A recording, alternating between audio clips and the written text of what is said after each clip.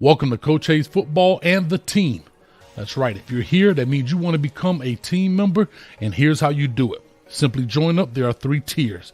The first tier is the player tier. On this tier, you get to use special emojis as well as you will get member shoutouts. The second tier is the coach tier. Now, here's where you get prioritized in the comment section on live streams, discounted merchandise. You also will receive access to early videos and private videos. The third tier is the coordinators tier. This tier right here is where it gets really exciting.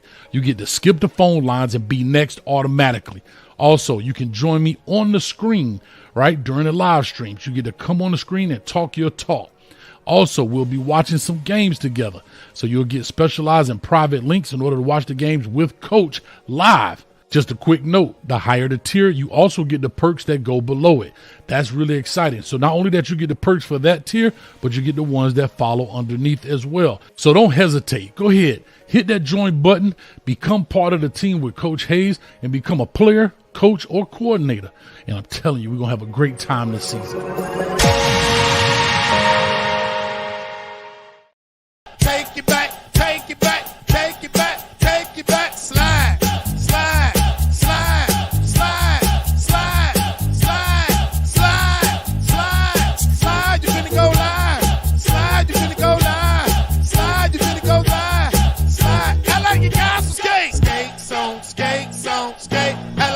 Skate. I like you got us some skates. I like you got us some skates. I like you got us some skates. I like you got us some skates. Start butter jet, let's go. Pull off with you, slide ding, ride ding, dad ding, moving with you, drop it with you, time about the green light, let's go. Oh yeah, what's up, Kane Nation? We back in the building. Just left off Hayes Street, jumped on the private jet, back at the crib, and we here finna make it happen, man. So, Kane's Talk Live. The summer is here. What does that mean? It's a dead period for most. But for the football teams across the country, it's where the season is won and lost. In that weight room, that training, that grass, those mat drills. Ooh, it's finna get stank off in there. And that's what's about to happen. Y'all about to see what's about to happen. So we finna check it out. Let me give a couple shout outs before we get started. Let me know everything looks good, sounds good. All right, LMV done already gave me the thumbs up, so we good to go.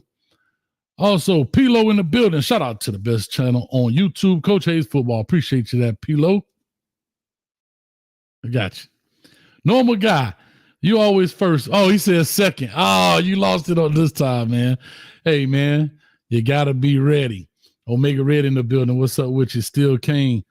Jordan Poole. What you got on there? I like a little artillery up there, Jordan Poole on the avatar. What you got? What? Might have to talk a little bit there, Jordan. Easy, easy. Rocky. And here we go. All right. Glory South in that coach me, coach. Well, it's time to get coached up. And LV brought it up. The membership, if you want to be a member, all you got to do is hit the join button. That should be right up underneath your phone. If you got your phone this way, you probably won't see it. So go ahead and turn it straight up and down, and you'll see it right in this area. All right. If you are an Apple user, you have to go through your Safari browser in order to do it. All right. Ms. Hampton, this is my house visit. My house visit. Okay. I don't know what that means, but you come to my house, Mars Hampton? If you're a dude, stay where you at. Coach don't play like that. Anyway, King David, man, what's going on with you, brother? I like that Dave right there on that avatar. I'm loving it. LMV, the producer in the building. All right. Said with the red tee. Hey, man, it's orange, man. You colorblind, man. I ain't had time to change, dog. We went past. The fly in the building. You know we got to do the flies. We swat flies, man. There we go. Swat a fly, too, in the building, and we'll see what's going on. All right. Also, NASA Jones, what's up with you, baby? How you doing? IMAX, good evening. And we're going to get this thing rocking. There we go. Black Butterfly. I've been missing you in the locker room, Black Butterfly. Where you been? I was looking for you. All right. Here we go. Get this thing started. We just did Hayes Street. We were talking about the rankings that the USA Today did. And I'm gonna get into the summer thing here in a second, but I'm kind of pissed off, y'all. If y'all Kane fans like I'm Kane fan, I'm pissed off. Oh my God, I'm sorry. The Oracle. I got to put this out. PSA, public service announcement. On the series, if you've seen the Oracle, please, if you just put a shout out. I haven't talked to the Oracle. It's probably we're almost going on the 3-month mark. Coach is super worried. Ms. Wilcox, if you're listening, please just put something in the chat. Please. All right. Call in. The number will be up there. You already got the number. You always the first one to call in anyway. Put something in the chat. If anybody knows Oracle, please say something. If it's something on the other end, DM me, email me, coachhayesfootball@gmail.com. I'm super worried about the Oracle, and I want to make sure she's okay. All right. Mark, to you, what's up? All right, here we go. We did the show, kind of pissed off. They got us ranked 23rd, dog. The Miami Hurricanes are ranked 23rd on the USA Today post-spring poll. If you agree with that, put a thumbs up. If you disagree, put a thumbs down. I'm sorry, let me clear that up. If you think we should be higher, like I think, put a thumbs up. If you think we should be lower, put a thumbs down. How about that? I better see nothing but thumbs up because y'all tripping. 23rd on our schedule, we're behind Louisville and Virginia Tech. I think Virginia Tech was ranked 20th on that list. 20th, dog. V-Tech. Post-spring poll. Post-spring, meaning they're accounting for what we brought in.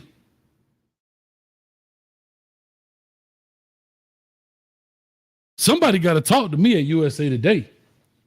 They need to call me in. G. Henny? All right, now, maybe you misunderstood. Sage X, maybe y'all misunderstood the rules. I simply said, if we were higher, thumbs up. You pressed the wrong button. Press the thumbs up. E. Brown. I swear, E. Brown. You know what? Tired of you and your... Tired of you.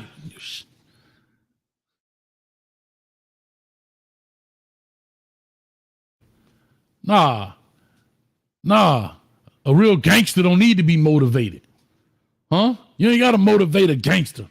A gangster ready to go when it's time to go.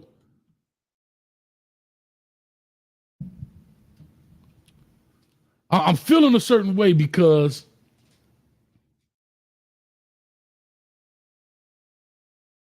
not even that Virginia Tech was 6-6 with a bowl win made them 7-6.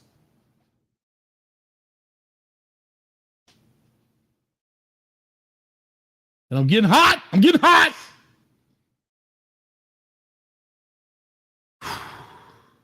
Cool down, Hayes. Cool down. G. Henny, you looking at the world upside down. Anyway, I think that's bull crap. I think it's buffoonery.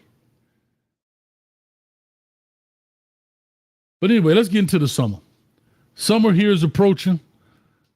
Some guys coming in. Summer A schedule and all that good stuff. A lot of working out. Coach Fells in the mustache with the arms and all that good stuff. As you see, I put on the thumbnail and I showed the weight room, that's where winning begins. And winning begins there because that's where you build your body armor. You build your body armor in the weight room. That's how you protect yourself. I tell people this, there's really only two ways to get hurt. You break something or you pull something, right? Tear, pull, strain. Y'all get where I'm going. You break a bone or you pull, tear a muscle, ligament, tendon, whatever. And the weight room helps prevent that. Also, flexibility. Flexibility is huge. If you're not flexible, you will get hurt in this game because your body is twisted. and contort it in all different ways in which you wouldn't be surprised. You'll be surprised, bro.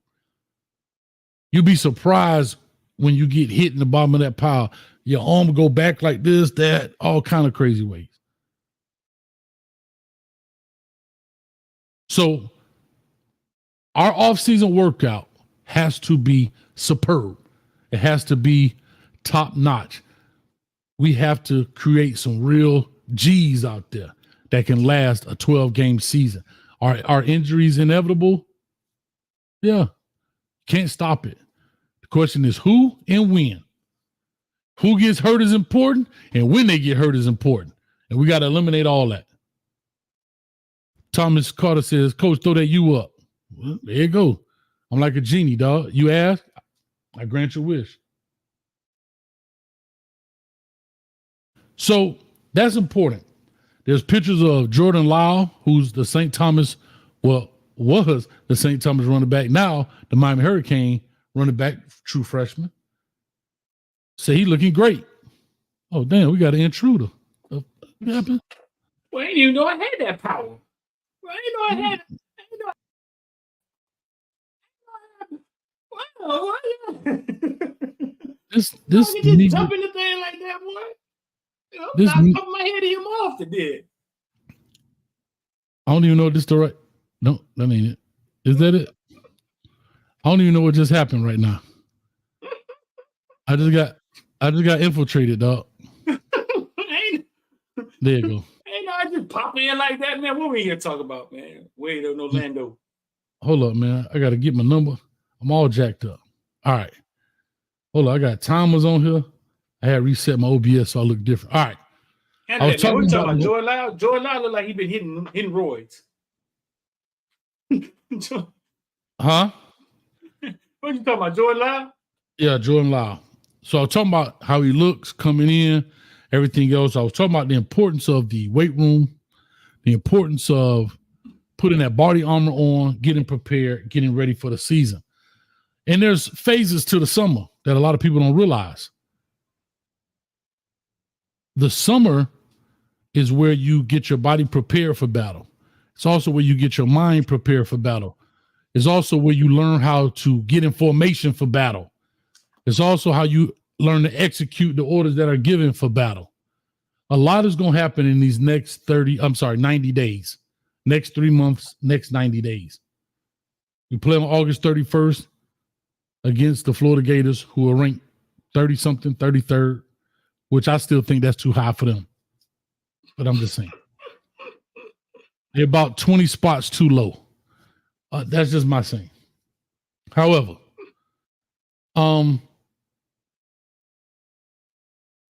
what is your take on the summer? Since you're here, Street, what's your take on the summer? What do we need to do different than what we haven't done before in the past 2 years? And I'm only speaking of Mario Cristobal era, not Manny. Let Manny live. We'll kill Manny when we play Duke. I don't even want to talk about that dude. Let Manny live. Yeah, let him live, dog. What needs to happen this year? Do you believe in the offseason weight room that didn't happen maybe in the past 2 years, or maybe needs to be amped up? I see they've added some. I'm gonna pull it up for you. They've added some speed thing. I've never seen it before. It's a Miami Hurricane speed, look like speed AI, cyber calf technology to what they're doing. It's a new Miami Hurricane Instagram. I'm gonna pull it up. And I think they were doing it out in Oregon. I think Mario has brought it here. I don't know the injuries. I don't know if the injuries come from strength and conditioning. I don't know where the injuries come from, Hayes. But I wish we could. I don't know if we got to dial it back. I don't know what we have to do. But it seems like every year Mario team is getting decimated with injuries. And I don't know if that happens in the summer. Like, you could tell me if that's something, you know what I'm saying, that starts with the workout. Yeah, I will say some injury. I mean, I don't care how much weight you bench, you can't stop a bone from being broken. I remember speaking to an orthopedic doctor. There's only two ways. I mean, there's certain things have to happen in order to break a bone. the right amount of pressure, and the right angle. That's what breaks bones, right? And neither one of those you can see. We see guys take a very light hit and break a bone. We see a dude get crashed. Yeah. No bones broken, right? Matter of fact, speaking of, I can't believe this. I would leave him alone. I made you right. But let's say it's Sean Taylor. How many times have we seen Sean Taylor hit somebody and they get a woozy, but bones aren't broken? Right. But you gator roll a guy and roll over, snap, right angle, right amount of pressure. But a lot of injuries can be soft tissue injuries, muscle strains, hamstring pulls. All of that is through your strength and conditioning, proper stretching. All of that is oh, come on, Hayes. I'm always on point, like a rubber band, right? Take this rubber band, put it in the refrigerator, right? Or the freezer. Go out there and just pull it like that at a snap. But if you go in there, you warm it up and you stretch it slowly, it is again to extend, just like this, right? And it's the same concept. So stretching has to be a part of it. Tendons and all of that other stuff. They got tendon stretches. They got ligament stretches. They got all type of stuff out there when it comes to physical therapy and the kinesiology. Huh? Come on. Come on, dog. I see you up there, bro. I was absent that day. At school. I wasn't there. Mm-hmm. So this thing, I've never seen this before. This right here. University of Miami Sports Science. Look like it just got there in 2023.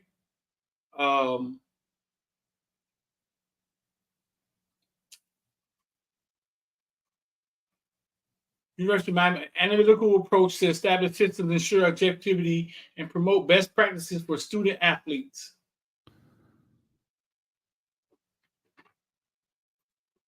So what does it do? Let's see. This shows us. The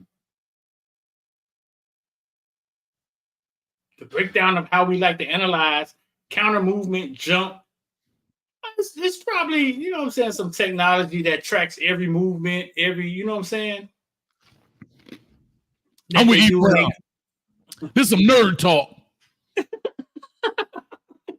Hey, Brown, you see anytime you see the logo with some atoms, some electrons going around it. Come on, Street. Some electrons going around and some nerds that entered the room. Some electrons and protons. Yeah. I like I said, I don't know. I don't know what all that stuff means. So that's the catapult stove, hey. So this is okay. So they've been wearing this for a year or two. The catapult body armor thing. So I guess that's how they're tracking everything they're doing with that vest that they've been wearing. Yeah, the speed and the GPS. Yeah.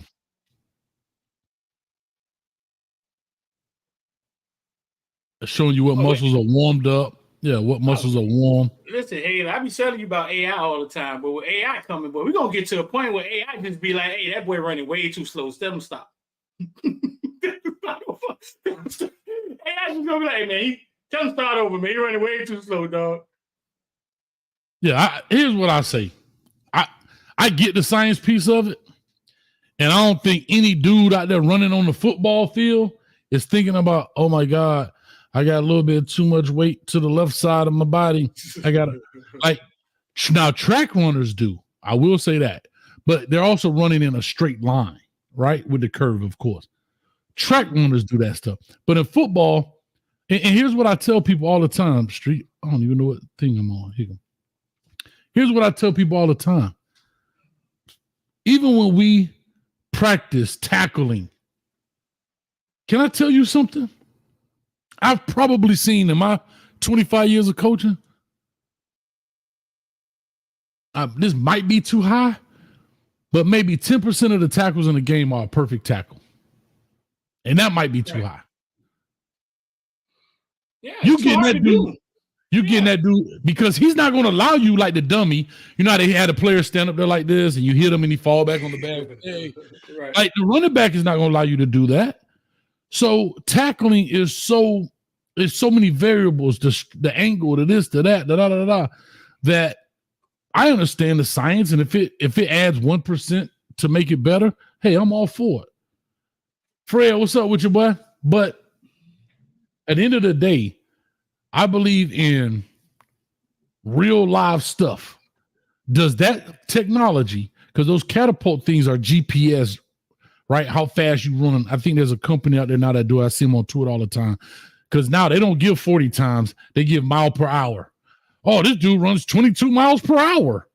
Okay, dog. Right. Like, nobody cares about no 20. Oh, so he faster than the school zone? I don't care. Like, can he outrun the dude chasing him? And it's all about angles and like you get where I'm coming from. Like, to me, the miles per hour, I guess it's cool. It's good for entertainment. It's good for content. It's good for that stuff. But when it comes to football, plain football, Jerry Rice didn't run that, but you sure wasn't catching him. Right. Duke was the same way. You can see Duke do all this. But when you see that dude do this and that hand does this right here, when he does that and that hand turns up next to him like this, he turns into track mode. So he'll shake, he'll bake, he slow down, he explode. But when that boy hit that straightaway and you see that hand turn here and that elbow get tight, he turns straight track mode. And so I don't know if catapult does that. Does it show explosion in small spaces from 0 to maybe 0 to 3 yards? That's what linebackers need. Can they explode in the hole? Can they explode out their hips? What does a catapult mean for a defensive lineman in a 3-point stance? I don't care about his 40-yard dash. I care about his explosion. I care about his force that he brings, and how to protect himself in that kind of way. But that's just me. How not to tear a labrum when you out here reaching for a tackle because this 220-pound back like Damian Martinez, 230, running through the hole, and you trying to stop him with one arm out there and a big 315-pound lineman hanging on to you. So that's how I look at it. But you know for a fact, boy, they pay a lot of money for this technology. You know they do. Mm-hmm. Yeah. Mm-hmm. You know they do. We're going to come up with something. I'm going to build it right here on Photoshop. And we're going to tell them that's what it is. Let me ask you this. Is Mario Cristobal qualified to tell me my technology is not real? No. I just need him to buy it. You got to sell it. It's all about the sale, I think. That's it. Not to knock Mario Cristobal for it. I don't care any coach. That crap out of here, man. All right. You got to sell it. Yeah. Like, I think one of the worst things, and we're going to come up with this right here, May 29, 2024, 9:21 p.m. The helmet cam is the stupidest thing in the world for how it's being used today. The helmet cam. Yes. First of all, it's too jittery. It's too shaky because he's a kid. You can move up and down like this, but your eyes are level. They're like on a gimbal. Mm-hmm. Like when you hold a camera on a gimbal, you can move, but the camera, your eyes are like that. But when it's on a helmet, bro, it's like trying to watch the film. Like, I can't do it. It's like trying to watch it. No, my camera even got a gimbal in it. I'm shaking the camera and it wasn't even moving. Look, it's like trying to watch. See, look at it. See how it stabilizes itself? But anyway. I understand, though. I understand. Yeah, but that's what you need. You need something where it's stable. And you also need something that goes where the eyes go. I know that's a little extra. But you need, because remember, I could be looking straight, but my eyes are to the left. My eyes are to the right. My head is still straight. And they teach that. So I don't know. I hate the helmet cam.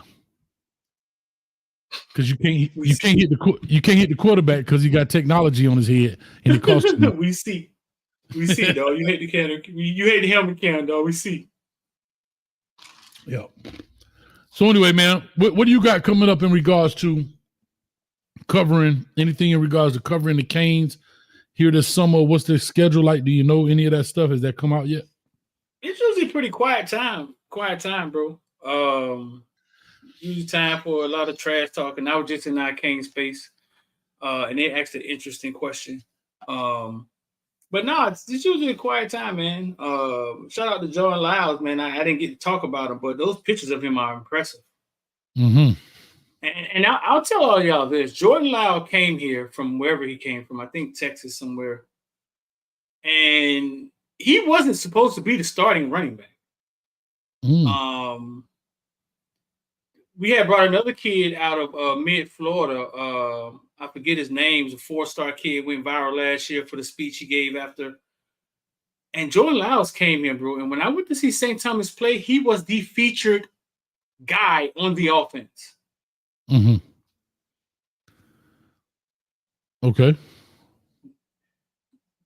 Jordan Lyles, I think, is going to surprise a lot of people.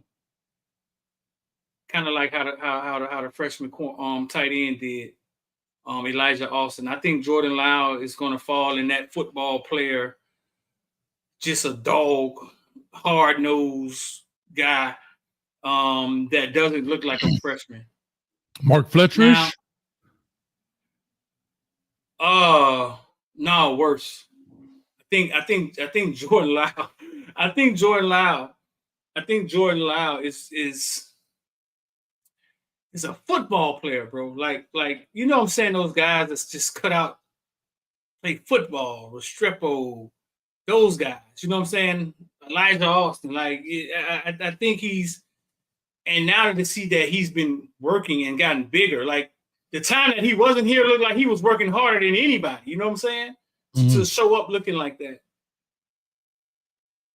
When the reports of Jordan Lyles in practice started coming out, I'm not gonna be surprised. I just want to tell y'all that I've seen him in person a few times last year, man. And for St. Thomas, man, he carried that ball, and he basically carried that team, because you know St. Thomas liked the run. You know what I'm saying? Chance was hurt a lot. Yeah. So Jordan Lyles is going to be very impressive. Speaking of that, Elijah Lofton. The tight end / H-back / fullback / running back / left tackle. What was I calling him? Elijah Austin? Elijah Lofton. / head coach / offensive coordinator. He's that kind of guy, right? Doesn't have all the perfect measurables, 6'1", whatever. But sometimes those guys are the better players, right? They are. They don't meet the prototypical sheet. They don't check all the boxes. They're not 6'5", run a 4.3, run a this, have this, you know. But a football player is a real thing. Yeah. And I don't think people realize that, like, a football player is a real thing. There's some dudes out there, like you said, you go out there and run 40s. Yeah, whatever. I'm going to tell you this, who was like that. Antonio Brown, believe it or not. He was a straight football player. He wasn't the biggest, wasn't the fastest. He was fast, I ain't gonna lie. But he wasn't the fastest, but he was fast. The quickest. But I've seen that dude do stuff on a football field. I'm like, how in the F did he do? How did he do that? I saw him cut on a dude on 1 foot. I don't know how he did it. I can't even explain it. Like, you know how you put your foot in the ground one time and you go this way? He like put his foot in the ground, say his right foot is down, his left foot is up. He hopped again on the right foot, like the dude didn't bite. So he hops again on the right foot, and then the dude finally did it. Then he put his foot in the ground. I'm like, what the? I saw he like, And mind you, he was running full speed. No, bro, it is a real thing. Like, some guys, it's like, nah, 40 times, that ain't it. Like, bench press, nah, that ain't it. They go out there and they get off. Okay, so Elijah Lofton, right? Mm-hmm. Everybody who didn't know this, 2 years ago, Chaminade wandered off in Las Vegas at the end of the season and got the brakes beat off of him with Jeremiah Smith and all those guys. Right. And everybody from South Florida want to forget that game. And it was a game where the team from Nevada, what's their name, Hayes? Bishop Gorman. Bishop Gorman didn't have their best guy, which was Zachariah. What was his name? Was Zachariah Smith, right? The USC, Zachariah Branch, the USC wide receiver. They didn't have him. Mm-hmm. So Chaminade goes over there at the end of the season. They don't have their best guy. And Chaminade gets beat to sleep. And some kid scores 5 touchdowns on Chaminade. And it dawned on me that was Elijah Lofton. He's just Central wanders over to Las Vegas the next year. Get smacked. and loses in a high-scoring game. And I think he had 3 or 4 touchdowns in that game. So it's funny you say that. I wasn't high on him, dog. Looking at his highlight tape. Really? I broke his tape down. His highlight tape did not emphasize his abilities. And he is a kid, believe this or not, who can fall victim to a bad highlight tape. Because if I'm looking at his measurables and I'm looking at the tape, I'm like, do I take a risk on a 6'1" tight end? Because that's what threw me. No, think about it. I'm a Power 5 program. A 6'1", 225-pound tight end. Do I take that chance? But his highlight tape, in my opinion, was not structured to accentuate his abilities. Bro, he had 5 touchdowns in one game. Like, how many touchdowns did he have that year? Well, you have to remember, I'm looking at tight end. I mean, I'm looking at highlight tape, and I'm not thinking about that one particular game because I think there's a bad thing with high school stats and who does what. Like, I could type in that Max Prep stuff be all bad because there's so many high school, but you could type in blah blah blah college stats and boom, everything pop up. But I think that might be one of the two I was to say I got wrong. So you wasn't high. He didn't look impressive on his highlight tape. It didn't. He didn't pop off the tape to me.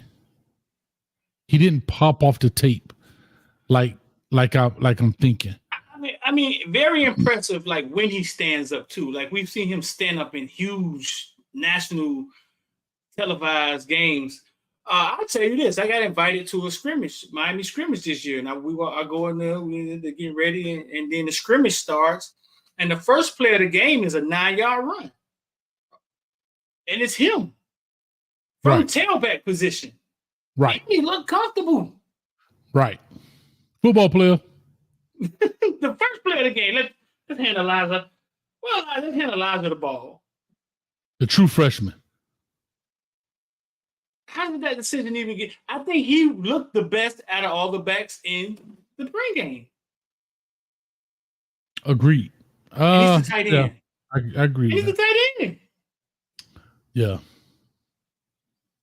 He like Jim Jensen. You remember Jim Jensen? I was just gonna say that, but I didn't think nobody. I think that was gonna date us, dog. Then you just said it anyway. What you mean? Yeah, me and you got something in common. 1983. Let's talk about Mark Clayton then. Fuck it. Hold Steve Largent. You talk about dating us. Me and you got something in common. You over there looking like Frederick Douglass, and I'm over Frederick Douglass. And I'm over here looking like goddamn on. Oh, I don't know. I'm looking smooth. I don't embrace it, man. I don't embrace it, man. Yeah, but I'm saying both of us great. Yeah, we ain't got no choice but to sit up here and date ourselves. But no, Jim Jensen played everything. He was like the third string quarterback. He was a tight end, an H-back, a running back, wide receiver, and he even proposed to his girlfriend who was a Dolphin cheerleader. My man. But we've seen a lot of these guys, man. We've seen a lot of guys that were just. I thought Brandon Ennis falls, and we're going to find out. I think Brandon Ennis falls in this category. Like he's just a guy, not the fastest. Doesn't look like, oh man, he's got a bunch of elite 5 stars over here. But I just think once you put him on the field, I think he's just a guy that produces, dog. Mm-hmm. But we've seen a lot of these guys, and some of these guys just play football. John Offerdahl, and so just some guys that just play, they can play the game, and they're fearless, and they probably love contact, and they can play football. And yeah, I think Jordan Lyle is one of those guys. Yeah, I agree, man. Reggie, man, go to sleep, Reggie. Say, street of chin strap is swayed with velvet sideburns. God dang, boy. Well, I was painting this thing for 3 years, man. I got tired of looking for Hat Club for Men's, man. I started back painting later. I was went going to live, dog, with the Beijing on my face, bro. I know. I remember that time that boy had the old Steve Harvey. I like, hey, I'm going to try it. Because I was looking at some pictures. I was telling you I was doing some stuff for my family reunion, and I'm looking at pictures of myself, and I'm like, dang, hey, boy, you got the gray. Well, I remember this thing was black, boy. So I'm this summer, I'm going to try it. I'm going to come on live one day. I'm going to be jet black. Y'all don't clown me, though.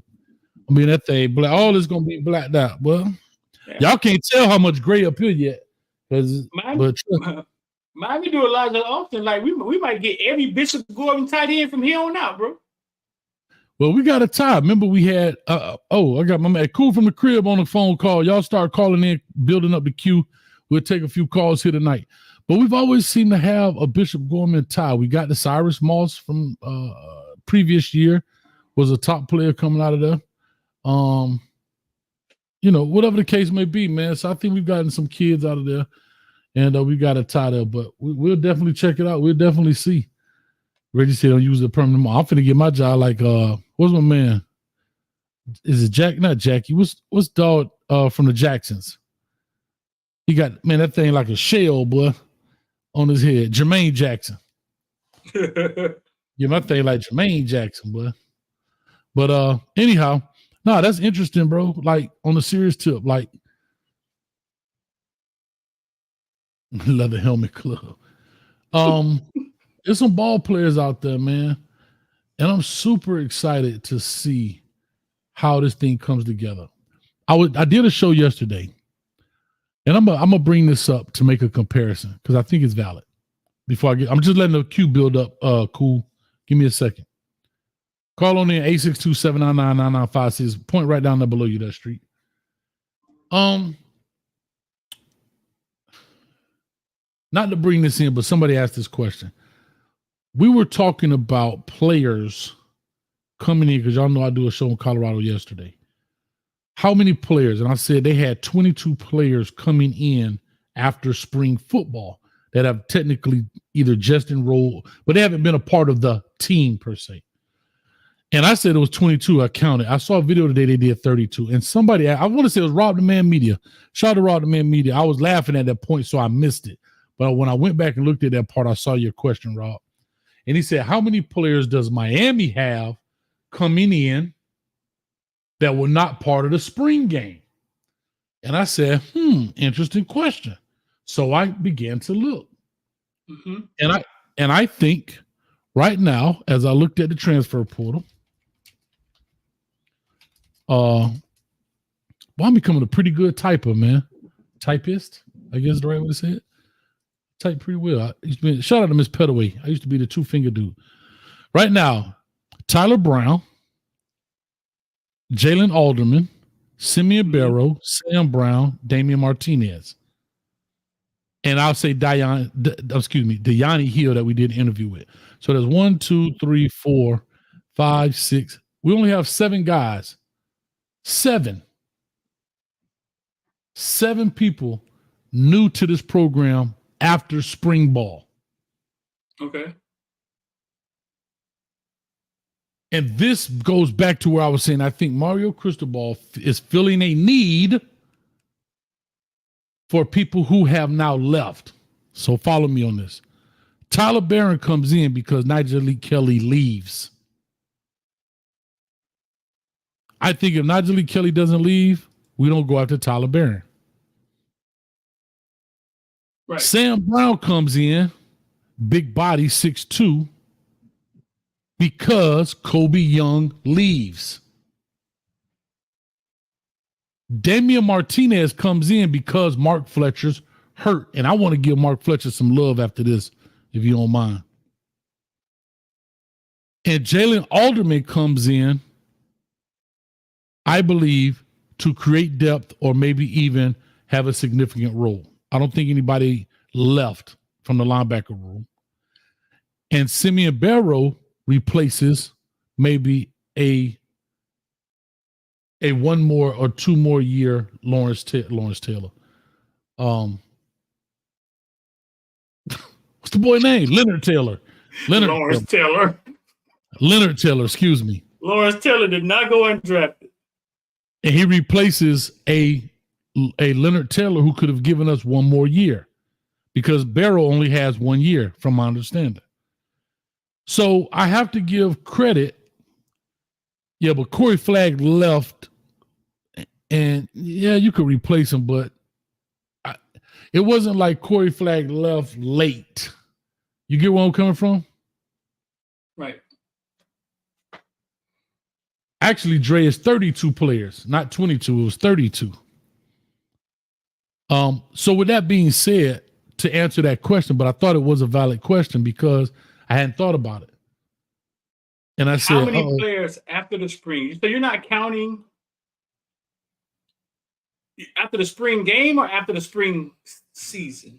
Like, spring game, because Cam Wardenose practiced with the team.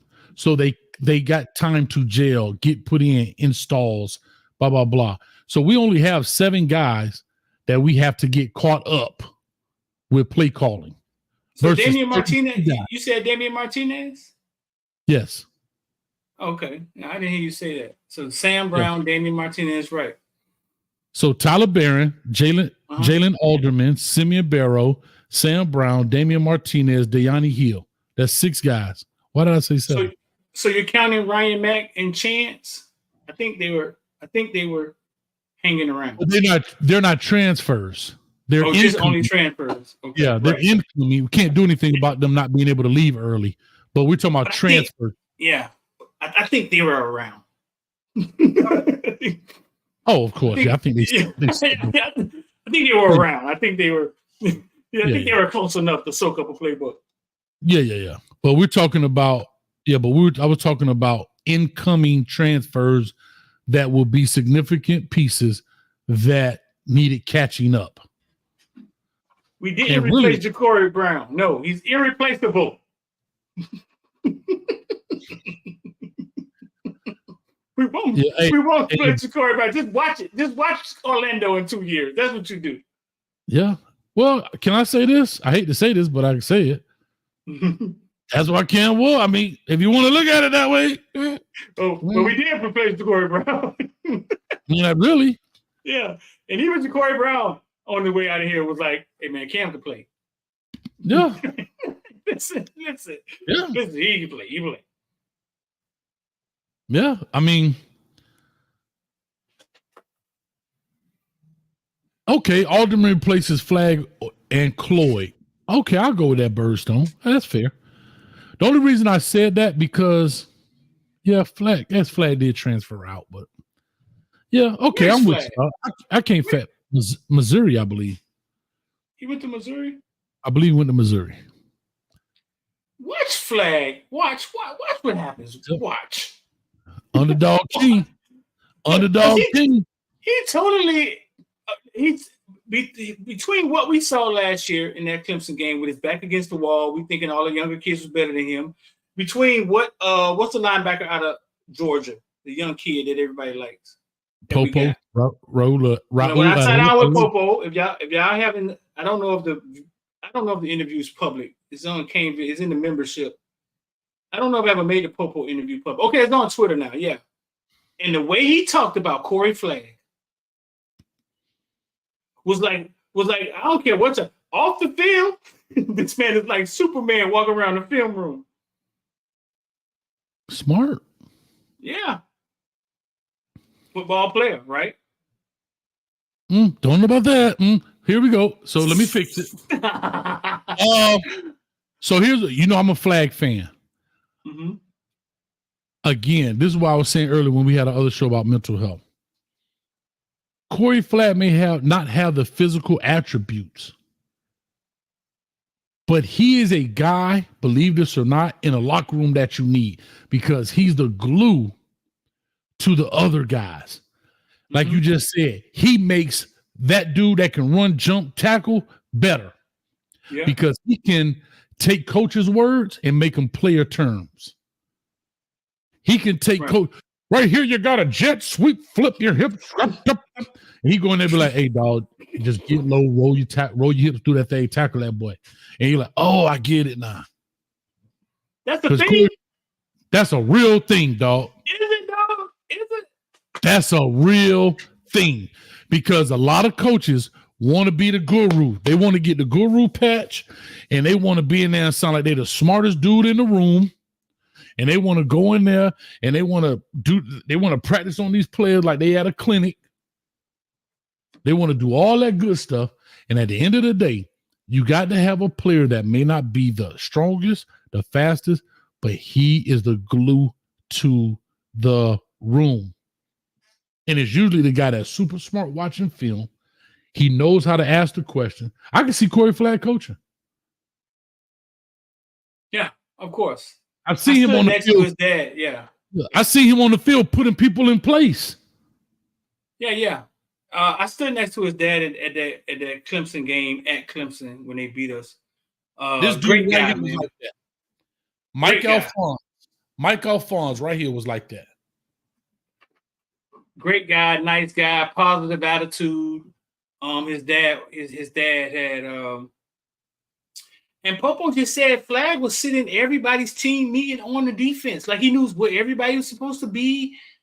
And he said Flagg would tell him, listen, I'm not bigger or faster than you. But I will outstudy and outwork. He say Flagg will tell all of them, and they all respected it, though. Because he backed it up. Can he outrun you to there? Here's the difference. The mistakes that you see Corey Flagg make is because it's athleticism, not a cognitive mistake. But if you saw, I'm just picking a guy. Let's just say you saw Wesley Bassett make a mistake.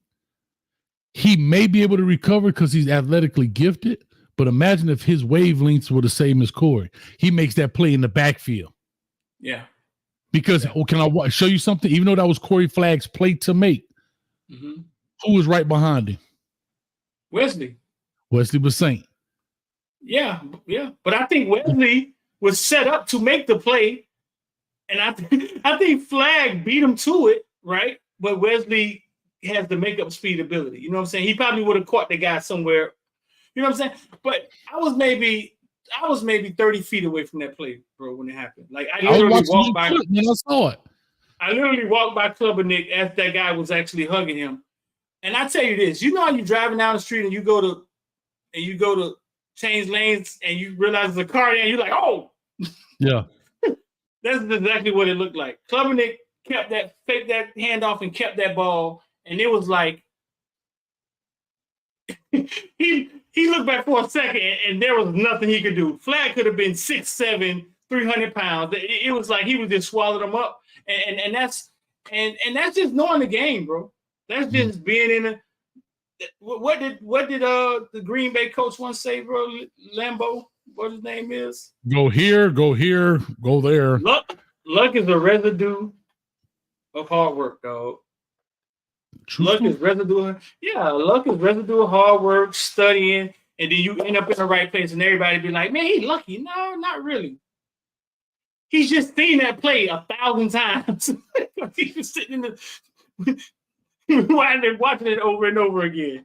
And he's also a person believe this or not, he did his job. His job wasn't the dive. His job was the edge.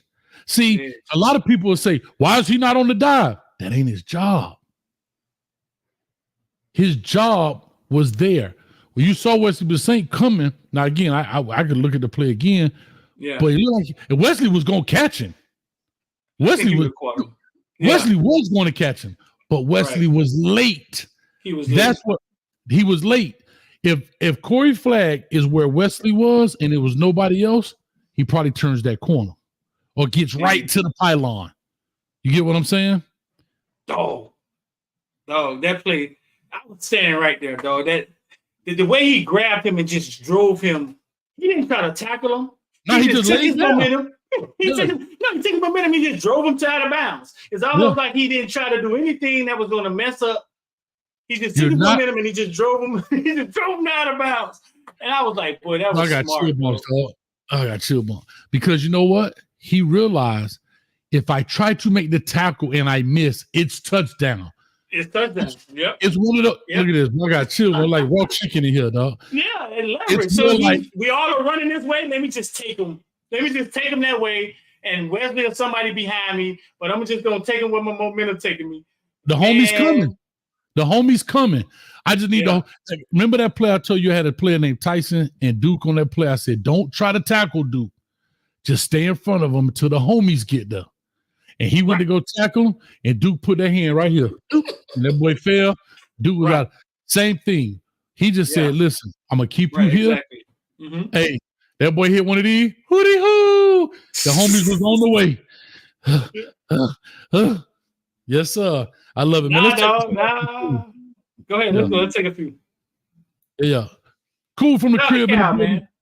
I see my boy Cal. Shout out to Cal, man. Cal said we going to miss flag. Cal a huge flag fan, man. You got a flag jersey. Hey, me too. You know why I call him? You know why I say he wasn't number 11, right? What?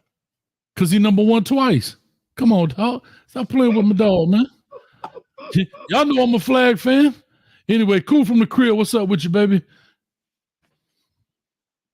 Going on, coach? I'm good. Can you hear him, Street? I hear him. Okay. You heard Street? Cool. Going on, Street. What's going on, bro? I had to make some changes. That's why I asked. All right, let's talk about it. What's up, Cool? Going on, coach? Chilling, man. What's on your mind, brother? Lest we forget, I know everybody's high on Lyles, and rightfully so. Solinger is very high on Lyles. Definitely. But another person that people seem to forget is the Hellcat. He has been turning heads, and he's got a little size on him more so now than he came in with. But I would say that he might be that surprise player in that backfield.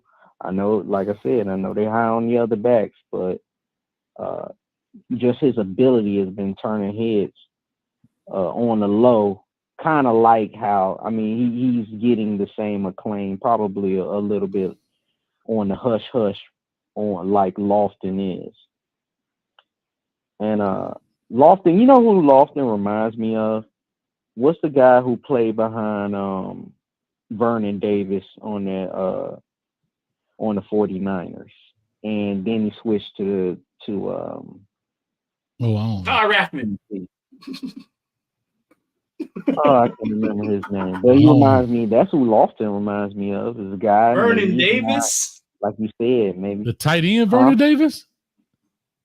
Yeah, he was behind him though. He played behind him. He was actually the second tight end. You talking about Vernon Davis? We can't win with him. Won't work with him. Can't coach with him. I ain't gonna do it. But then he got better. Right. That's what he was talking about when he said that. Yeah, that's what he was talking about. Can't win with him. Can't work with him. So listen. So Hellcat. Listen. Okay. So I think we go ahead. No, go ahead. Good. So I think we're here at this point, and Mario has done get an A+ for this. You're right. Hellcat looked a little small in spring, but when they gave him the ball, that third team, Hellcat ran the ball pretty good in spring when I was there at practice. And I think we're at the point where, think about the Georgias and Ohio States and the Alabamas when they were stacking teams, and their backups they had depth. The guy behind the guy could come in and play. And I think we're getting to that point where it's not going to always be like, don't forget Hellcat, don't forget Chris Johnson. I mean, that's what depth looked like. Right. That's and fair. Somebody's going to play, and then some of them are not going. You know what I'm saying? With the transfer portal, some of them are not going to get there. Not saying they can't play, because I'm excited about Chris Johnson and those wheel routes. Yeah, because we haven't had fast guys like that in a long time, though. I remember Popo coming to the sideline in one of those scrimmages days, and he looked at his other linebackers. He said, "Man, when Chris Johnson when Chris Johnson run that wheel route, I am not picking him up anymore." He said, "That is not for me to guard. Can we get a slot of somebody to pick him up?" That's what he said, dog. That is not for me. He did say that. Yeah. Here's what I was. Don't forget. So I just think it's depth. To make a long story short, I think it's depth what we're looking at, bro. Pulliam left too, yes. Yeah. But here's what I will say about the Hellcats. He is now falling victim, and when I say victim, not in a bad way, but he's falling victim to the new toy. When he came in, Hellcat. Now he's 1 year in, right? He's in. Now Jordan Lyle is the new toy, right? And everybody loves the new toy. Not saying that in a bad way. It's always, what's the new toy? What's the new toy? Think about it. Nobody's talking about Pancake. Nobody talking about Tommy Kinsler anymore. Right? I'm just saying how that works. People get pushed along until they show up. Right? I know Hellcat is new. He's not new though. He's not new. Because if Jordan Lyle, because Jordan, again, that picture comes out with Jordan Lyle, and he's just getting on campus. He's super exciting. This is not a bad thing. I'm just talking about how people get pushed along, and then until they show up on the football field, right? We don't hear about Robert Stafford anymore. When Robert Stafford was coming in, oh my God, Robert Stafford's so athletic. Robert, don't hear anything. Right? It's the new toy and the new safety and the new safety or the new receiver or the new. That's just how it goes. You get pushed along that conveyor belt, right? I'll go with Marvin Harrison.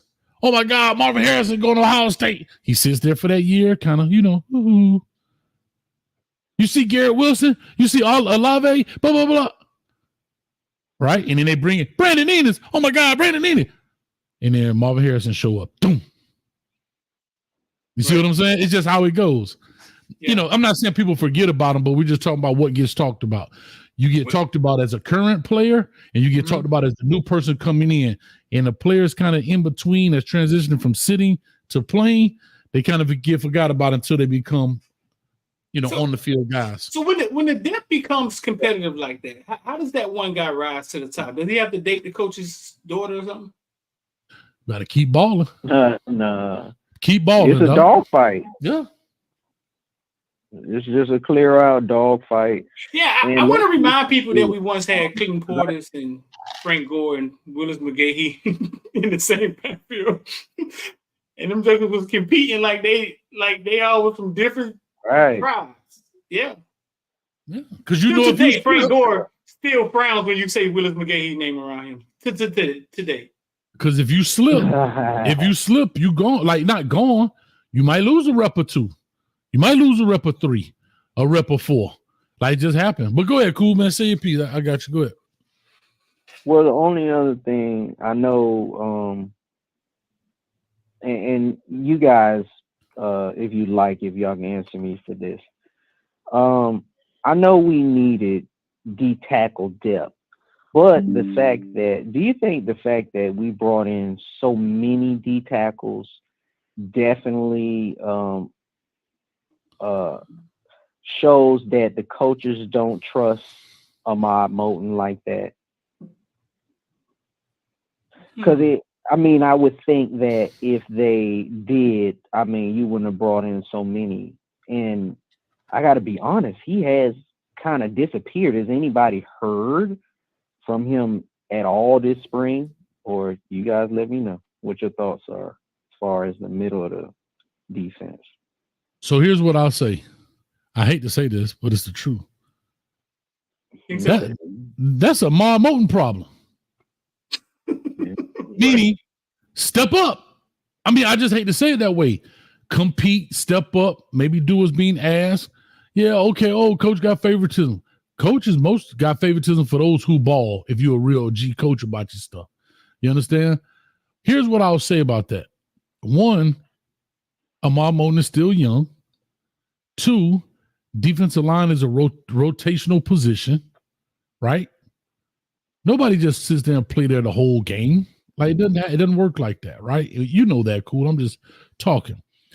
And then 3, if players feel that way, and that's why I wanted to talk about Mark Fletcher.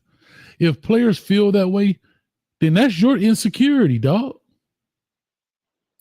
That's your insecurity if you feel like, oh, you bringing in somebody to replace me. Well, you can't replace me if I'm irreplaceable. Right. That's why I say it's a player problem at that point. Right. Like you can't. I know my worth. I know what I do for this team. I know what I am. I know the praises I get. I know the butts I be kicking in practice. I know when I did this because when I'm in the film room, you also saying, yeah, boy, you do this well, blah, blah, blah. Or when you grade me out, I'm grading high. So either you lying to me on my grading or you don't know what the hell you're looking at. Like, what I'm saying is, so that becomes a you problem, meaning you need to either fix it, get out your feelings, and keep competing, or you're just not cutting it. But all that is a you problem. I hate to say it that way. Tighten up. You know what I'm saying? Because it was crazy. You know to what? me, it felt like, well, not crazy. It was just like, you could tell that, things or something had to be done in Cristobal mind, bro, because he didn't hesitate, bro. He brought 2 defensive tackles, if not the same day, same simultaneous week. Yeah, but you lost 2 also. You still lost Leonard Taylor. You lost Dennis. That's what I'm about to say. Yeah. I was about to say, who's behind Lamar Moton? Who's behind Moton and Josh Gordon? What's his name left? Harrison Hunt. No, the other one. Harrison Hunt. Yeah. Okay, so hey, I'm gonna say this to what you said. I'm gonna say this to what you said. Mm-hmm. When I look at the way Mario is dealing with the transfer portal, I don't think everything is about, oh, this guy isn't good enough, so we're bringing the guy in front of him. It looks like they're looking for seasoned guys to create depth. True. So if you look at the 2 deep, you got C.J. Clark, Marley Cook, you know what I'm saying, Barry Tyler, Bain, and then you got Moton, Mesidor, those guys are the depth now. So they're still on the roster. He's not saying they're not good enough. But I think Mario knows he's underachieved for 2 years. Them boys went out there to utilize transfer portal, NIL as it exists today, because you see how fast they figured out a way. You got to win. You got to win now. Yeah. You see how fast they figured out a way to alter the NIL in the future. So I think they jumped out there and was like, hey, man, we got money. This benefits us. Let's go out here and stack the cupboard while we can before they stop what we call the Wild Wild West. So, and not even that. Mesidor is one of your depth pieces. He can't even find shoes to play with. Like, so what I'm saying is there is a lot of, you gotta remember, injury is a real thing in those trenches. Yeah. So think about if he doesn't go get Barrow, he doesn't go get Tyler Barron. And let's just, God forbid, I'm gonna just call him 44 because I know it ain't his real number no more. So 44 break a shoelace. Now what? You got to have pieces, and as fast paced and as high paced as these offenses run now, you start getting them 10, 12 play drive. You got to rotate these guys through, man. You got to rotate these guys through. And here's what I'll say I like about it. A lot of those pieces he got are one and dones. So it's not like he's bringing in low transfer portal, meaning that's the wrong way to say it. Young transfer portal, meaning guys with 3 or 4 years that are truly their competitor. Yeah, they're not their competitor. They here for the year because let's be honest. Let's say Leonard Taylor stays a year. Nigel Lee Kelly stays. Do any of those guys play this year as a starter? Probably not, because they still need some developing. You see what I'm saying? Right. Yeah. So all he did was replace what he lost. You replace a 4th year Leonard Taylor, just like you did with James. I replace a 4th year James or Cam with Misha Powell. You see what I'm saying? Right. No, I got you. Yeah, just to kind of keep it on track. While the puppy's still growing up, My guard dog left me. I got to get an older guard dog. They ain't really ready yet. They barking real good, but they ain't biting just yet. That's how I look at it. That's it. 862-799-9956. Y'all call on in. Don't be scared. Y'all about to make Coach get up off him, man. You know what I'm saying? But I got to take care of some stuff here about 10:30, so I'm going to get off here in a little bit. So, guys, call on in, 862-799-9956. The phone line is paid for. Got 277 people in the building. Y'all holler at us, man. But, yeah, that's what it is, man. That's what it's all about. Kyle Brennan said our guard dogs ran away too early. Oh, and maybe so. So what did he do? Yeah, so what did he do? He went and rented some guard dogs until the puppies grow up. That's how you could look at it, Kyle. He rented some until the puppies grew up. That's just how I look at it. You see what I'm saying? Right. Yeah. Now, if he would have brought in a dude with 3 years left on him, another dude with 3-4 years left on him, I'd be like, okay, he don't trust Ma Moten, right? Like he trying to say this dude gonna beat him out. Nah, he's saying, look, I need 1 more year for you to grow into your full potential. And that's gonna also give them young boys I just brought in, the Justin what's the lineman name? Justin Scott. Justin Scott. That gives them 1 more year. Scott, Artavius Jones, and you got Dylan Russell, and then of course, my gosh. That gives them time. One that came in early. Right, but that gives them time to grow. That gives them 1 more year to grow and not be thrust into the fire. I will say this about Mario Cristobal on the transfer portal. I 100% agree with his methodology on how he's using it. I really do. I am agreeing with it 100%. He's using it to fill holes and put Band-Aids, but he's also getting it time to let the young ones grow as well. I do. No, you're right. What you said made sense because he said, of course, you got one and done. So that gives, especially like you say, like a Justin Scott, a whole year to mature physically. You get what I mean? Mm-hmm. I understand that from that perspective. But I think your boy may see the field early. Artavius Jones, because I think he already got the physical traits. It's just the mental rep. And of course, he's a big dude that's used to hitting people smaller than him. He ain't used to hitting 300-pounders on a consistent basis. I tell you this. I think he got the physical ability to make make a little leap. I like his take. He a Pots player for me, pop off the screen player. But I'm gonna tell you who in the bag. So if you would listen, I don't want to take because y'all gonna mess my views up, but y'all better show Coach some love. It's in the doggone editing queue right now. Oh, I forgot his name that fast.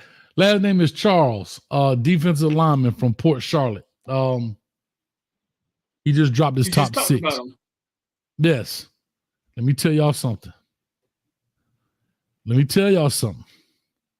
If Mario Cristobal pulled him out, oh my God, 6'4", 300, using his hands. Now he's not using his hands like Peter Woods and Ruben Bain, but even with lesser talent, and y'all don't go watch it. Wait till it come out, doggone it.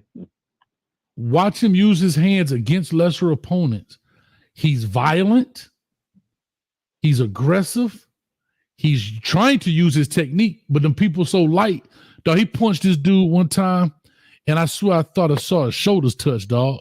Like he hit him, and that boy's shoulders did like this. Boy, shoulders clap. Bruh. No, not Lightfoot. Well, Lightfoot is a young one. There you go. Lightfoot is one that needs that time behind a Baron, right? That can work in and rotate with him, but all of the pressure's not on him. Good call right there, KO. So these are the things I'm saying that I enjoy. Dog, what's that boy name? Last name is Charles. Morton. Not Morton. Oh, let me pull this. From where? Thing. He's from Port Charlotte, man. Defensive line? Yeah. I don't know why. Myron Charles. I said Morton. Myron Charles. Thank you, Sigmund. Look at that. They be on it, boy. The fact checkers be on it. Look at, you know what? You know what, dog? Take this right here. And George already on his list, Reggie, since you so tell you how much a fan you are. You don't even know George on his list. Talking about calling Kirby now. Thanks, coach. Like, get that crap out of here. But Jacoby Graggs, what's going on, Jacoby? What's up, bro?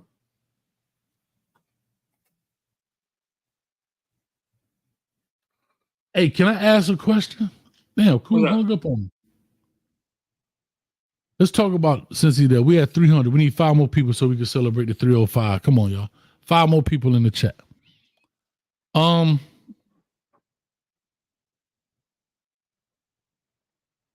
Hey, you ain't got to tease me with a good time. I got my fishing rods right here, baby. All you got to do is say, let's go. And can we talk about the Mark Fletcher interview and how impressed I was with him? Talk to me. What you was impressed about? I was impressed with his approach to Damian Martinez. I sat and watched. It's like an hour and some change long, like hour and 10 minutes, something like that.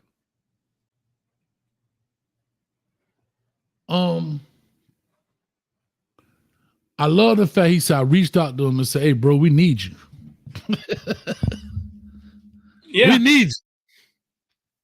And not only the fact that he says we need you, he also says, I can learn from this dude, man. He said, I'm still young. Like, I'm young. Like, I could learn from this cat. And that what he said right there also talks to me, Street, about what I just mentioned about these other guys. Why Cristobal is looking at the one and dones, not the 3-4 year guys. That these one and dones can come in here and be teachers and be, 1 year role models. And here's the best part about it. They ain't here long enough to tear up your program. One and done. Get in. Thank you for your service and get out. Yeah. You ain't worried about 3 years of this dude and folks. Man, look here. And it brings a different mindset when you have 1 year. They gonna tighten up. You wanna know why? Because they came here to try to get to the league. They can't afford to screw it up. You ain't got no time to. Think about it. Damian Martinez, at minimum, has 12 games. At minimum, he has 12 games. 3 months of college football left. Right. And that's it. Cam Ward. That's it. That's it. Simeon Barrow. That's it. Now, that don't mean somebody won't jack it up. But you understand what I'm saying? Yeah. Anything else impressed you about the interview? Yeah, they kind of talked a little bit. But that was the most impressive part I liked about it, the way he talked about the Damian Martinez piece coming in, saying, hey, bro, I need you. Got to come in and teach me something. I was impressed with him. Like I said, he a young dude, young cat. I'm trying to think when you asked me that, made me feel like I'm forgetting something. Is it a piece I'm missing?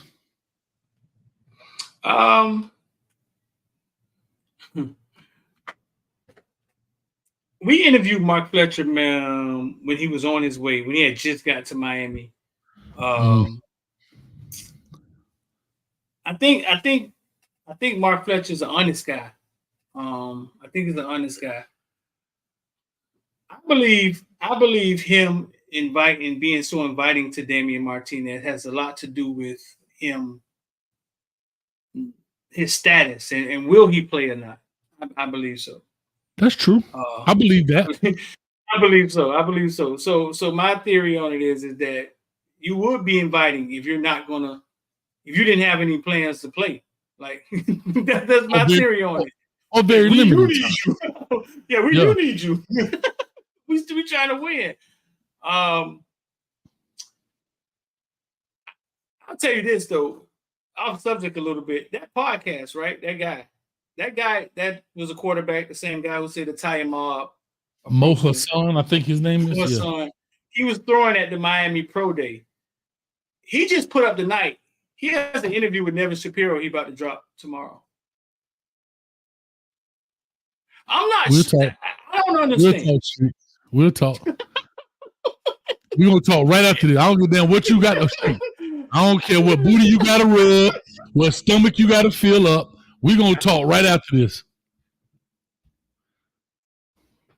Kane fans seem to love him, right? He was at the helm of the Jacory issue, right? Right. Miami had him throwing that pro day, so he's a friend of the program. And when Nevin Shapiro came to Luke to do a documentary, he said no. So if we could have interviewed him, we're not gonna do that. You know what I'm saying?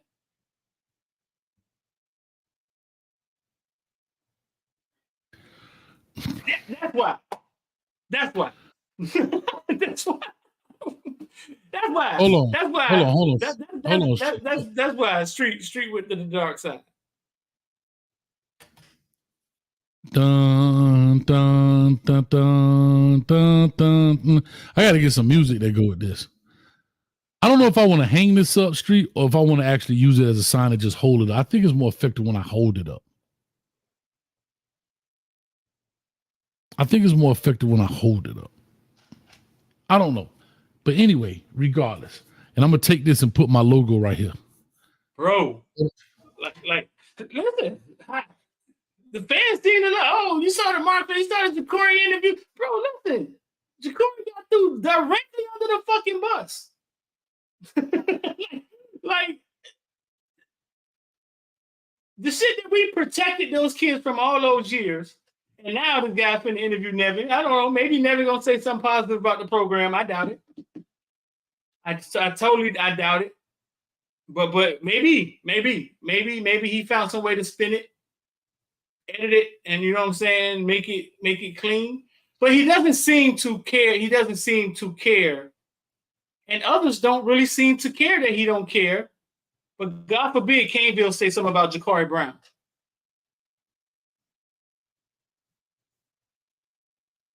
Listen, all bro. Right, I'm done. Nah, because there's some people on here.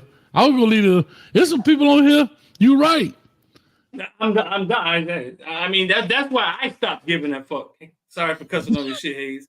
That's why I'm gonna always speak my mind. Hey, I don't give an L. Sorry for cussing on your ish. Yes, sir. Matter of fact, I get you. That's why I stood up and I said what I had to say, because it's like, you damn if you do, you damn if you don't. I'm with you. So my question is, what your shirt said? Just asking questions, boss. Oh, just asking questions. Just asking questions. Okay. I wonder if he used the locker room to warm up in before he threw for pro day. No, invited to throw for pro day, dog. After letting Jacory just spill his guts. You know what I'm saying? Shit. Yeah. Yeah. That's the stuff that we protected. See, y'all have to understand. What you see in the video is the last edit. What you see in the video is the last edit. We have edited out so much stuff to protect these kids over the years. What he did not do was protect Jacory in that interview. But everybody took it as, a lot of people liked the interview because it was raw. But what y'all didn't understand is that it threw Jacory under the bus. The repercussions behind it. So y'all was too blind to see that. Then he comes back and he says that the Italian mob approached him. That went viral. That was brilliant. So now you got Nevin Shapiro up there. Now, if y'all figure out a way to twist this one, then fuck it.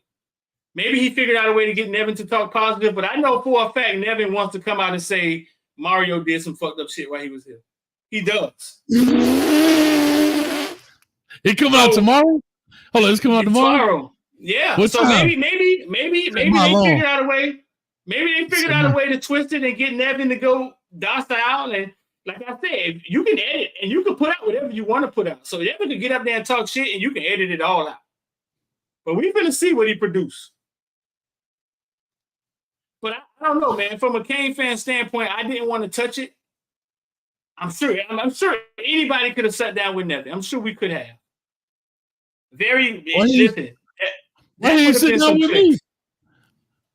He could have sat down with Kohei. Don't nobody over there talk to me. So it's all good. I ain't got no problem. Because you know me, Street, I'm going to tell you this, and I'm going to tell you one time only. I am this guy. You need people like me so you can point your fucking fingers and say, that's the bad guy. So say good night to the bad guy. I'll be the bad guy, dog. Ain't like nobody hey, I don't have no season tickets. I don't get no shirt. I don't get no gift. I don't get no love. I say hello to people. They ride past me like they don't see me. Man, please. From here on out, you getting the truth out of Caneville. I mean, yeah, because I realized that it's like, whoa, this is kind of confusing. It's the greatness, dog. It starts to make you think like, damn, well, was y'all in on the Corey interview? Like, I don't understand. I understand.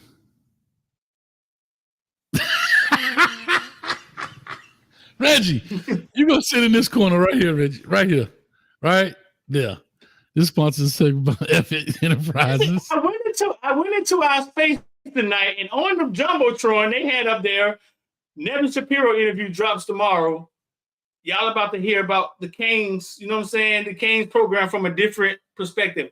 Maybe Nevin has toned down what he's got to say, but I know for a fact he's been trying to do a documentary part 2 to bury the Canes. So can I ask this? There was a thing about, I was saying there was a little, I don't know if it's a trailer or whatever, what do they call it, a short. Remember he was walking with the white uniform and it had this thing. Yeah. Nevin Shapiro released from jail due to COVID, such and such overcrowding or whatever they called it, blah, blah, blah. Uh-huh. And he's dropping a such and such. So do you think that was already in the works with this gentleman now? Or do you think that was a thing? I think Nevin has been filling around. Out. You know what I'm saying? Yeah, I think he's been filling around, and I think this guy took it. Think about that. But guess what? Can I say this with all honesty? I'm gonna be very honest. He has no allegiance to the crib. He didn't play for him. That's what I want them to know. So when they come down on Caneville asking, are we credible? Because we say something about Ja'Cory Brown that Mario don't like. I want to ask them about allegiance to the crib. Because it seems like it's not paying off to have allegiance to the crib. No, but seriously, like, yeah. I mean, I'm just saying this guy, and here's what I would tell people. Here's what I would say, straight up. I love the fact it's called, I wish they would change, and they can't do it now. Instead of YouTube, it should be my tube. It's my TV. I do what I want on here, right? Like, my tube, because I get what I say YouTube, but y'all get where I'm coming from, meaning I don't knock this guy for doing what he's doing. I think what you're saying, Street, and I want to clear this up for some people. Clear it up for me, because I think they're missing it. Yeah, I think what you're saying is that, wait a minute. Okay, this gentleman is doing a show. Fine. I think it's called Momentum Park. Fine, no problem. Interviewed a lot of our players. Fine, no problem. I don't know how he got them, whether it's relationships. I'll leave it at that. Fine, great, no problem. Young dude on the come up from playing quarterback, getting into the space, great. Does an interview with Ja'Cory. Some of the stuff on there got back to Miami, and it wasn't favorable in that sense. Right. Coach Cristobal necessarily didn't like it too tough. And in turn, people kind of said, oh, he's being held accountable for what he said in his interview.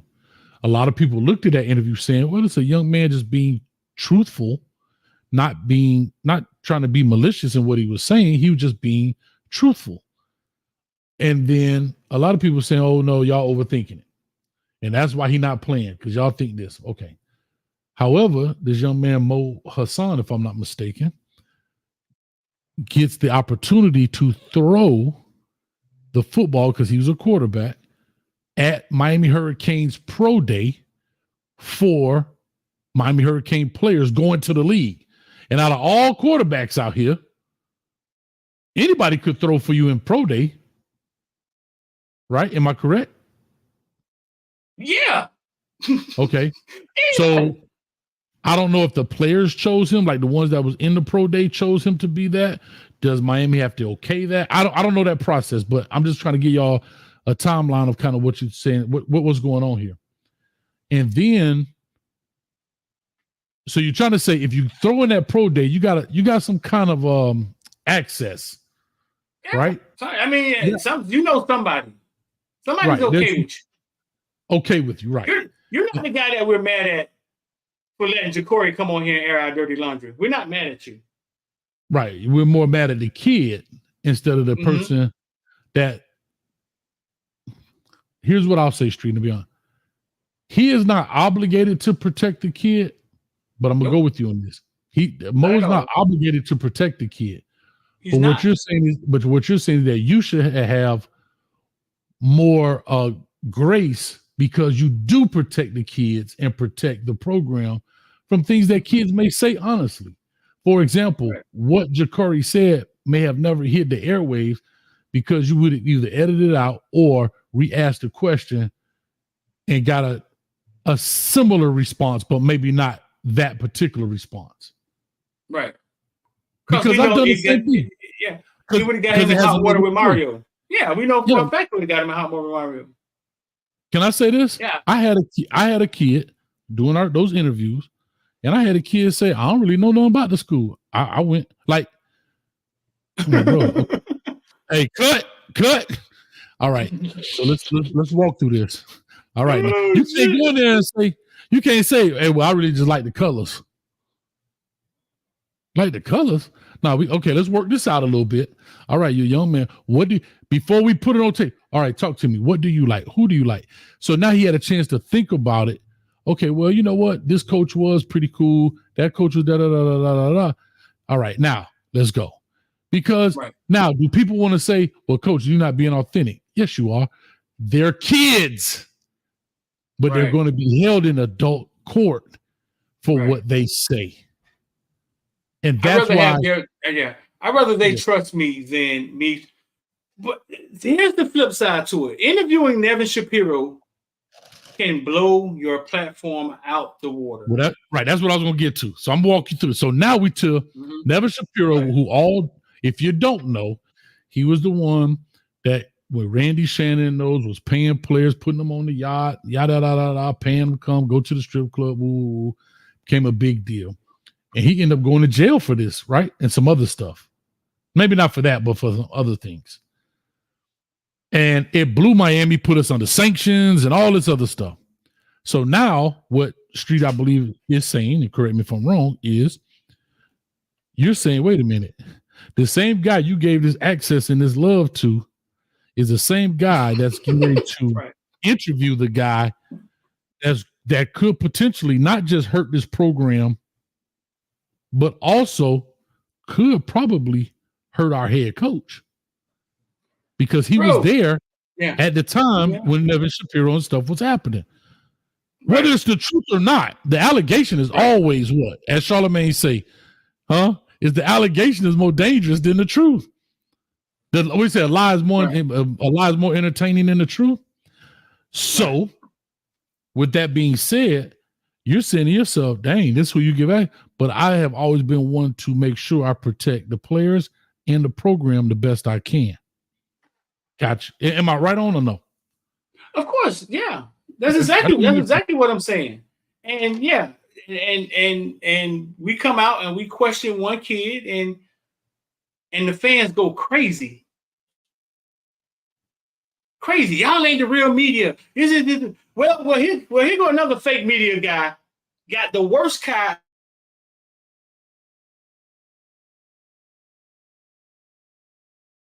Microphone.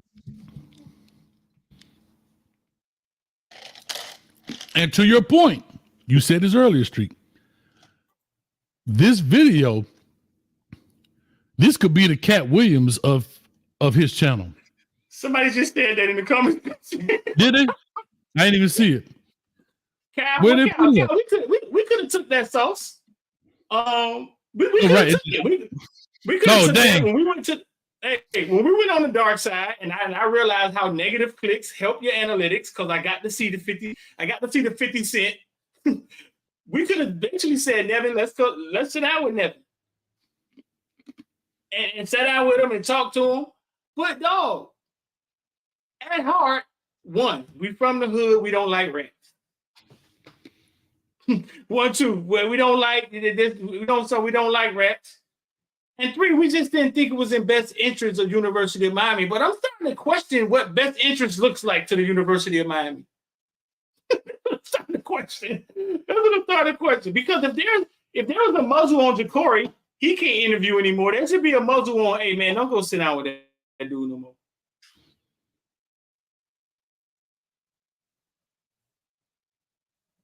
Yeah, because we saw Mark Fletcher in the interview after the Ja'Cory. Yeah. We've seen a few of them, I think. Wow. I got where you're going. Like I say, I'm picking up what you're laying down, brother. Listen, bro, y'all gonna get the truth out of the street from Caneville. But I just understand that, listen, it comes from taking the low road, you know what I'm saying, for so long, being protective, and it's like, oh, so it don't matter, huh? You just got to do a good interview. Nobody cares if we protect Bane. Nobody cares. Nobody cares if we protect Wesley. But you do, and that's all that matter, bro. I'm with you. You know, yeah. Protect the shorties, dog. The entity is something different, but with the shorties, I get it. I understand. And if you ever want to feel froggy, come tell them the Jordan dog side. Come holler at Kohe. Because don't nobody, I mean, I'm not trying to be funny. I enjoy my Miami Hurricanes, and I do. And I love the Canes. I love that they represent the crib. I tell people that all the time. But don't get it twisted, dog. I'm not a pain freak. I'm not, bro. If y'all think I'm finna sit here till I'm 77 years old, bro, remember what I just told y'all. Georgia fans, the seniors that graduated at 22 years old, waited 40 years. They are now 62 years old before they won their next one. Right. They are grandparents, dog. Right. They went from Woodstock to never mind. You know what I'm saying. I'm just being funny. But anyway, I get it, Street. I get it. Ain't that the same question I asked Manny Diaz? Are we on Hayes Street or Canes football? It's like talking about the time with your ex. Here's a question. We've won the offseason for the last 3 years. It has not produced wins. What's wrong? In essence, you're right, dog. That is the same question. I think we get a different result this time. I believe so. I just think we get a different result this time. I think money's being put in the program. The program is actually showing life like it care. And I think Mario can win in spite of his shortcomings as a coach. I think he just has to have the right people around him and keep stacking the cover. I think we may get a last year's season showed me that, okay, we're here to compete. And then usually after that compete season is the season where you kind of go to the 9 wins, 10 wins. Wait a minute. Wait a minute. What? You saying we ain't winning 10? No, you saying we don't win 10 this year, Street? So if we win 10, that means we lost how many? 2? Yes. Wait a minute, Street. And I'm gonna get it going again. I don't see 2 losses on that. I don't see 2 losses on that team. I don't either, but hold on. I want to make sure I heard you clear. You don't never see him. Just say, no, wait a minute, Street. Did you just say this year we win 8 or 9? 9 or 10. 9 or 10. I ain't taking in 8. In the words of my dog, V12, he said this year's like the game of spades. You don't be at 9. It's either 8 or 9 or Boston. There's no 9 wins here, dog. I'm not taking 8. Last year was 8. I'm not taking 8. Last year was 8 wins. Last year was 8. Street, I can't do this with you. Hold on. Wait a minute. And we were about to get off here, but wait a minute. Wait a minute. We went 8 last year.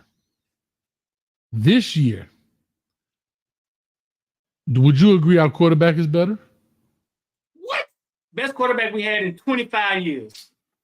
Would you agree our running back, even with Mark Fletcher, but would you agree that our running back room increased with the Damian Martinez acquisition? Of course. Do you believe Sam Brown adds some depth to our receiver room? Yeah. Do you believe Elijah Lofton, Jacoby George, oh my God, what's the kid from Middle Tennessee? Mom, I'm sorry, his mama gonna kill me. Oh my God, Elijah, Royal. Come on, help me, Streeter. I'm dying over here. Royal. No, that's the tight end. What's the kid from Murfreesboro? From Murfreesboro. Horton. I know where he's from. Horton. Elijah Horton. There's too many Elijahs. Yeah. Sorry. Elijah Horton. I'm so sorry, man. I know she's gonna kill me. His mom was such a sweetheart. She walked up to me at the spring game. She came up to me at the game one time. She knew who I was. She said, "Baby, come on." Let me tell you something. She said, I needed it at that time too, bro. I needed it, dog. She was like, "Baby, you better never repeat this." And she whispered something in my ear, bro. And I was like, "Oh, I needed that." Listen, she came up to me outside the stadium. I didn't know who she was. And I did a good, bad, and ugly. And I said the wrong name. It was the wrong receiver. I couldn't tell the jersey number. Mm-hmm. She said, "You better get my baby name right. My baby had that one catch, and you better give him his credit." And then gave me a big old hug and say, "Thank you." Mm-hmm. I said, "Thank you." And her husband was standing there like, "Coach, boy, you better get that job always right." Smiling. He always smiling. Yeah. Shout out there. So anyway, let me get back to my point-making material before we get up off here. So do you believe he showed some moxie in the spring game? Yeah. Do you believe? I think Horton and I think him and Ward have a connection. Do you believe, D. Streeter, that Ray Joseph will add something to the receiver room? Yeah, if competition at the least. D. Streeter, on the night in question, do you believe that Shamar Kirk has added something to the receiving room? Yeah. D. Streeter, do you believe the O-line is sufficient, if not better, than last year? I believe the O-line will always be our best unit at Miami. All right. On the defensive side, do you believe our defensive line got better with the acquisition of these said transfers? Yeah. Oh, they said Kirk left. Shamar Kirk ain't leave. Okay, we'll say not Kirk. Did Kirk leave? Say not Kirk then. It don't matter. Any of them room. Any of them room. That dude ain't leave. Shamar Kirk? No, I ain't gonna. No. Oh, yeah, Kirk gone. Did he? No. Yeah, Kirk gone, bro. Bro, he must have left today. Let me see. Bro, he's not even on the list. He not? Oh. I'm going to put up our transfer portal list. Go ahead and finish with your dissertation. I got it up. So anyway, with the defensive line, do you think the defensive line has... Yeah, the defensive line is better. Linebackers. I think we're missing Flag, but I think we got some young talent that we all been waiting to see play. Okay. But so you think they're better or the same or worse? I think we're better. Okay. Defensive backfield. We're not better. I think we got some pieces, but I think that's one place we're not better. Okay. And with all of that better, we're only one more game better. We're only 9 wins better. Hold on, excuse me. Also, this year we have an easier schedule than we had last year. With better talent, easier schedule, 12-game schedule. We're only one game better, dog. One. Bro, it costs that much money to win one more game. No, dog. No, we are not accepting. No, we're not accepting underachievement this year. We can't. I know, but you said 9 wins. What I'm saying to you is we won 7. Technically, let's just give us the 8 because I'm being petty. 8. We take a knee. We taking the UCF. We're taking the UCF championship route. We won 8. We won 8. You're telling me that we're better and we're only one more game better with an easier schedule.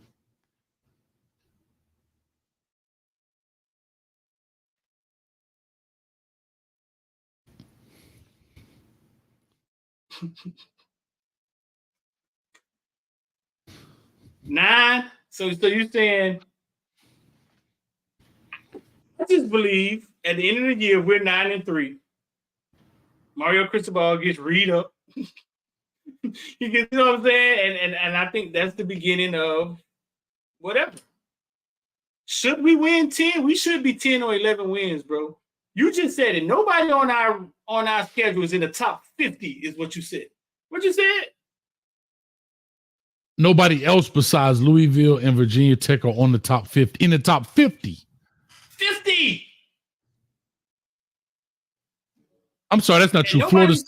Florida State, Louisville, Virginia Tech. Oh, okay. And nobody's afraid. Florida wasn't in the top 50? They're 33. They trash. I'm about to say. But listen, it is the weakest schedule we've seen in a while, which is not saying much with the transfer portal because we don't know who the fuck these teams are anymore that you're walking into. Yeah, people saying Shamar Kirk left, bro. I don't see him on this transfer portal list either. Unless he left today. Well, we lost a lot of people, bro. 28 people we lost, dog. But that's about average, though, in the 20s. Hate to say it. But with a quarterback like Cam Ward, right? We saw 19 touchdowns, 12 interceptions, 2,700 yards out of a TVD who was like having Stevie Wonder at quarterback or some shit. Mm-hmm. With a quarterback like Cam Ward, bro, Cam Ward got to be good for 2 more wins. He has to be. Minimum. And you add a Damian Martinez, and you add oh gosh. Cane's a plus 6,000 to win a national championship. I'm putting 300 on it. I'm putting 300 on it, Hayes. How much that get you? 18,000. And I'm buying Bitcoin.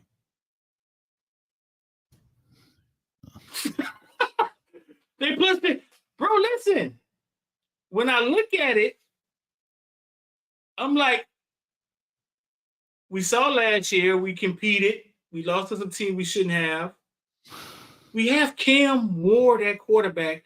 We were trying, in the space, somebody was just asking, you think the offensive line could give up 5 sacks next year? Like, you think the offensive line can we only gave up 10 this year, right? You think they can give up 5 sacks next year with a better quarterback? Boiled Peanuts guy was asking this. What his name is? Les Leggett. And everybody was like, oh, no, dog. So I would look at the stats. Last year, Air Force gave up 8 sacks. They was the least in college football. They run the ball. In 2022, guess who gave up 5 sacks, bro? One Colorado. Oregon. Yeah. Mario left in 2021. You think Mario had anything to do with that offensive line that was left at Oregon? Of course. And this is what I'm saying. With 10 sacks, here's what I'm saying. With 10 sacks out of Tyler Van Dyke.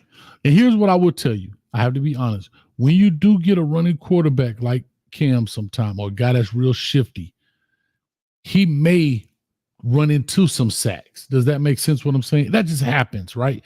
He may try, because he knows he has escapability. Sometimes he may get caught from behind because he's over here and not looking there. Versus a guy like Tyler Van Dyke, no, I got to get it out my hand. Like, I can't play like that. I got to just. So even 10 in my eyes is not bad this year, dog. I'm not tripping. I'm really not. If we give up 10 sacks, I ain't tripping. But even with that, we're talking about people said Oregon looked better without Mario. Yeah, Georgia looked better without Mario. The coach always builds it up. You know what I'm saying? It's the coach that leads the team dry. You know what I'm saying? You know Mario built up the roster, and then you hand it over to another guy, a fresh voice, and Kirby Smart runs with Georgia. But what I'm saying is that offensive line, I'm sure a lot of it came from Mario.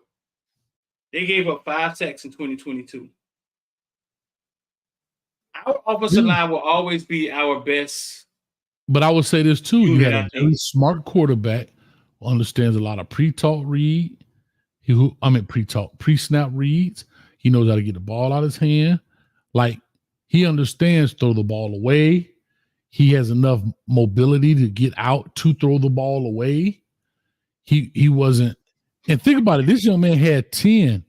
And for some reason, after the Texas A&M game, there was something different with Tyler Van Dyke. And he only had 10. And to be surprised where he got those 10 from. Let's look where he got those 10 from. How about that? Oh, listen, Hayes. Listen.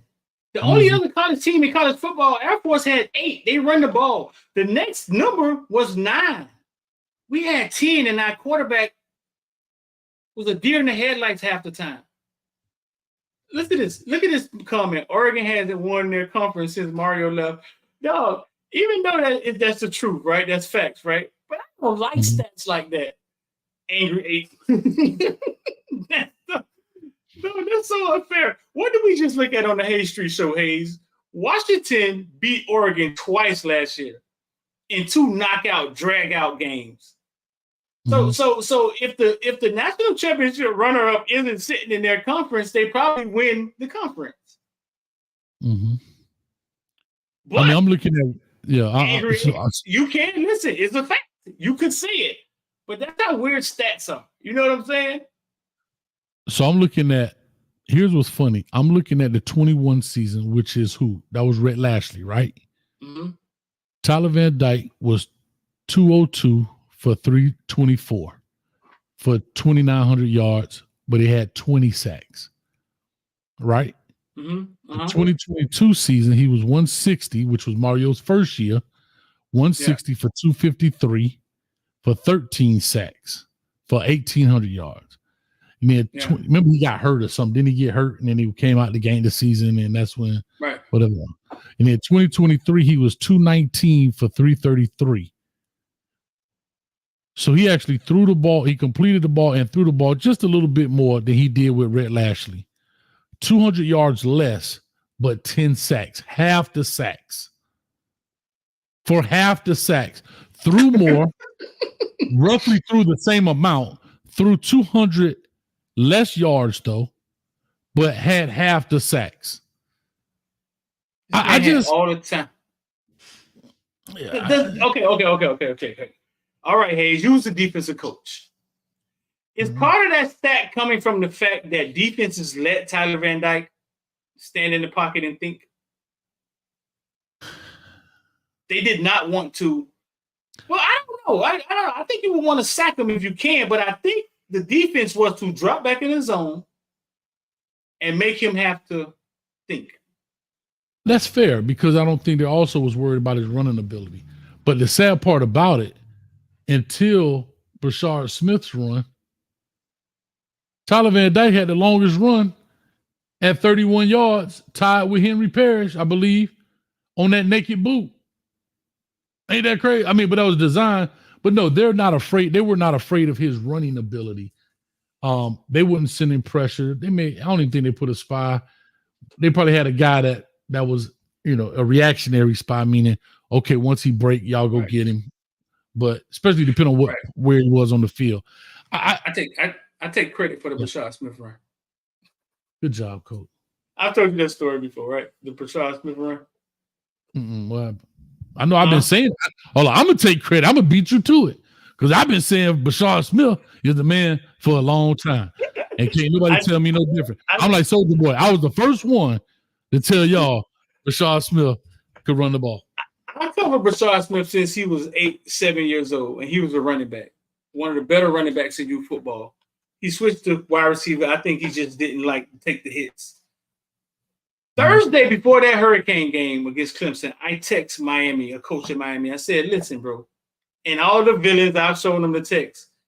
I believe if y'all line Brashard up in the backfield and hand him off the ball with his shoulders square to the line, you guys will find y'all best running back. And they did it in the Clemson game. And when it happened, me and Twan was in the end zone, bro, and it brought me to tears, bro. Now, I can't verify anybody told any coach to do it, but I just was happy because I knew it. Well, you better get the line. He looked the same way he looked when he was 10 years old, dog. With his shoulder square. He looked the same way. Yeah. And some of that stuff is just instincts. It's just something that he has. He doesn't like playing running back. You know what I'm saying? I don't think he likes taking the beating. But that's something that he can do, though. And I knew that he can do it. Had to pull myself together, dog, and finish shooting the game, dog. But I was like, look at that, Twan. You was crying for real? You was crying for real? Dog, yeah, dog, because some of this shit I know. I know James Williams could play. When I was telling everybody he was hurt, and I was like, man, listen, bro. Nobody got to tell me James Williams is an NFL player. I got to wait for Kirk Herbstreit to tell me that. I knew who he was. You know what I'm saying? And some of you just know, dog. Yeah. Dick Weed, 50-50. Great name, by the way. Dick Weed. Richard. I don't know. I'm just saying that's his name. Dick Weed, 50-50. He asked me, he said, he got a 2-part question, asked me if I was up to tackling. He says, is the old way of playing football dead and gone, like pound the rock or more physical? I don't know because Michigan did it. Is that the easier way to coach a football game? Here's what I'll say. Football goes in cycles, and you're starting to see, believe this or not, more physical play. You're seeing slowly but surely, they're not calling them a fullback just yet, but you're starting to see the H-back bodies, right? The Elijah Lofton type bodies. And I'm telling you, you have seen sparingly some true I-back back out there. Why is that happening? Because defenses are recruiting lighter now, right? It's easy. I can go out there in my recruiting class and get 2 fullbacks. You wouldn't think twice about it. But I go in there and line up in the eye with my tight end, and your middle linebacker 220 pounds. Mm-hmm. And we run straight ISO down the gut. Or we run, gut plays, or we run ISOs, or we run G4s, or whatever the case may be. That 220-pound backer can't handle that pressure over and over and over and over and over and over and over again, because you haven't recruited that body style, because you're so worried about the pass and what people do. But yet the offense has only recruited 2 players. That changes a whole philosophy. So I say all that to say you're going to start seeing it coming back because defenses have gotten lighter at the run. Think about what we're saying. We got kids coming in at 215 pounds that play the middle linebacker position. Right. 220. Like, that's it. So I'm saying to you, I don't know if you can live and die in that world, because I believe you do have to pass the ball. But I do believe you cannot win unless you run the football. You have to have a running game. Even in today's throwing league, you still cannot run. I mean, you still cannot just throw the ball across the yard and think you're going to win ball games because you got a gazillion yards of passing. You still have to establish a run game. And a big misnomer is people don't think about it. People, Tom Brady. Well, Tom Brady always had a running game. You understand what I'm saying? So I just want to say that to you guys. Hopefully that answers your question. Yes, you can be physical. Yes, you can. As long as you have a quarterback that gets it, you'll be great. All right, man. We got Muhammad in here for the 1999. Wow. Yeah, dog. Y'all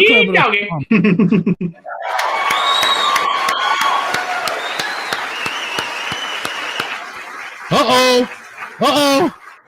I think I done slapped Muhammad into submission. Coach, I've been hard on Mario based on his game day performance, and yes, Lord, and I've been loving it.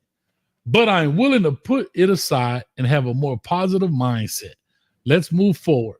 I hope we get a big fan turnout at the game. I'll be there. Feel the rock. Which game are you talking about? Florida game? Are you talking about the Florida game, Muhammad, or are you talking about the first home game? I'm not sure which game because I know you're out of town. So let me know which game you're talking about. Man, I appreciate that, Muhammad, man. I ain't say for me, but I am glad that you can say, hey, man, I want to put that to the side, blah, blah, blah. So I slapped him into some, he said home games in general. Okay. All right. For sure, man. For sure. Well, maybe I can get a media pass. I apply for my media credentials at Miami, Ohio, for Miami University. See if they give me some media credentials. But we'll see. Well, man, Muhammad, man, much love to you, dog. Appreciate that, bro. And and what I'm saying is, I get it. I have to say this to you. What you have been saying has always been a concern. Don't get me wrong. What only thing I have been saying is I don't care about his mishaps. We got to set the standard, and this is what we expect. That's all I've been saying. Much love to you, brother. Well, I'm shady, though. Yeah. Last year, who coached the Michigan versus Ohio State game? Was it the interim coach? I don't know. I said it earlier, and I think Harbaugh came back right before that. I think Harbaugh came back right before that game. Did he? I believe. Let's see. May have been. Who coached the Michigan versus Ohio State game for Michigan? Was Harbaugh suspended? Let's ask ChatGPT. Let's see. But you guys were just talking about Sharon Moore. Michigan was coached by Sharon Moore. Oh, it was then. I was right. Listen, you're talking about running the ball. Last year in Michigan-Ohio State game, Michigan did not attempt a pass in the second half.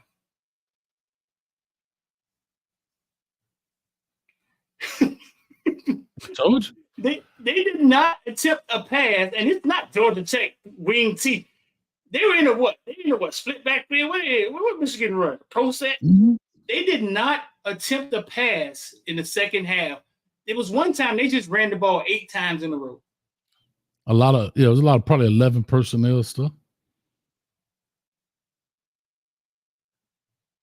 Now, I don't know what, you know what I'm saying? What they saw, what you saying is true. It was a close game, and them boys was not trying to pass. Mm-mm. No, listen, like I said, and that's their philosophy, and they stuck with it. Again, I guarantee if you go look at that game, I mean, I watched it, but I don't remember it. But I guarantee Ohio State was a little bit lighter than Michigan in some forms of fashion, right? They probably were faster, had more athletes out there, but now that pounding, bro. How big you think Wesley Basanta is right now? If you had to guess his weight. He's gotten bigger. I'm saying if you had to guess his weight, listen, what do you think is listed as? 205, 210? He can't be that small, dog. No, sir. You think he's bigger than that now? Maybe 225? I would think he better be. At one point in time, in Miami, he was 205 at one point in time. They got 205 right here as a junior in high school, and this boy played a wheel linebacker. Somebody say 222, 223. I give him that, dog. Please, God. Please, got to be at least that big. Not 205? You trying to tell me he and Brashard Smith the same weight? How big was Rohan Marley? Since you want to talk about weight. They did run the ball back then. Yeah, but Rohan wasn't no wheel linebacker either. One love. What was this Rohan Marley played? I think he was like a strong safety rover type dude. They say he was a linebacker. He must have been a Sam backer. Rohan Marley was a linebacker. That's what I thought. No, that's what they call it, a linebacker. But he went in the box. You ain't see Rohan Marley lined up behind the guard. He was in the box. Shit. He was. I want to see it. Where you was at? I want to see it. One love. Yeah, he out there giving one love. Heart. Let's get together. Rohan Marley was 5'8", 205. Him and Wesley was the same weight. Goddamn. Yeah, we were 5'8". Linebacker. That boy playing linebacker, Hayes. That's what I thought. Yeah, no, the position, the name is different than the position. You know, like you have linebackers, but you also had Sam backers that were scooted out that were not necessarily nickels. Yeah, they linebackers. Hey, Hayes. Rohan Marley was in the box, Hayes. Don't worry, I'll pull his highlights up right now. It was the only place he could be. Like that's what he was there for. Nope, I'm finna pull it up. I'm finna pull it up right now. I ain't gonna even watch it. We finna go ahead and get copyright. We finna get copyright right now. Pull it up. Now watch him give us some coach speaking, outsmart all of us. Watch him be like, look at his left leg. His left leg is telling me right now. He's just watch this.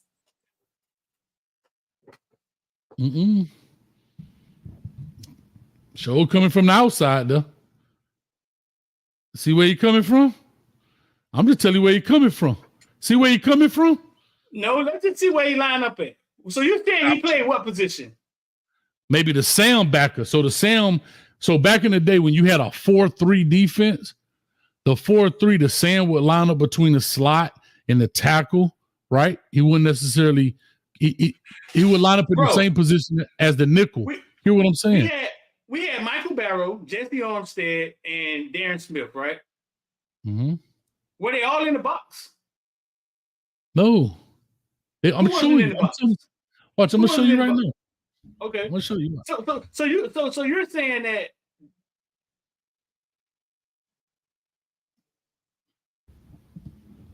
only one of those linebackers is really in the box?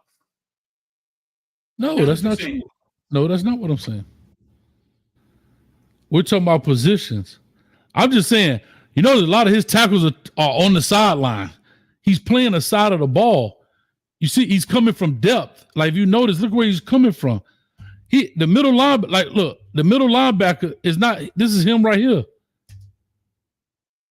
I'm just telling you where he's coming from. I ain't saying he ain't a ball player, and I ain't saying he ain't a linebacker. Okay. I'm saying that he's not a middle linebacker. That's all I'm saying. A Sam, strong side. He may be split out over the tackle, the tight end. What is the box? What is the box? The box starts where? Draw the box for me. Where does the box start? In between it, where you see Kiko Maui-Noah and Wesley Basaint, Corey Flagg. Now he was in there sometimes, bro. I'm not saying he wasn't. See where he coming from? Look where he just came from on this play. That's him right here at the top. That's the box right there. That's playing right in the box. That's the box. This right here coming off the edge. Somebody said, pull up the Randy Shannon highlight. This highlight film long. This highlight film long. It's only 3 minutes. I'm just telling you. I'm looking at see where he coming from. Look. No. I'm telling you exactly what I'm looking at it right now. He's one of the three linebackers, though. He's not in the box. These are the two in the box. This is him standing right here. These two are in the box. This is a perfect example right here. These are the two in the box.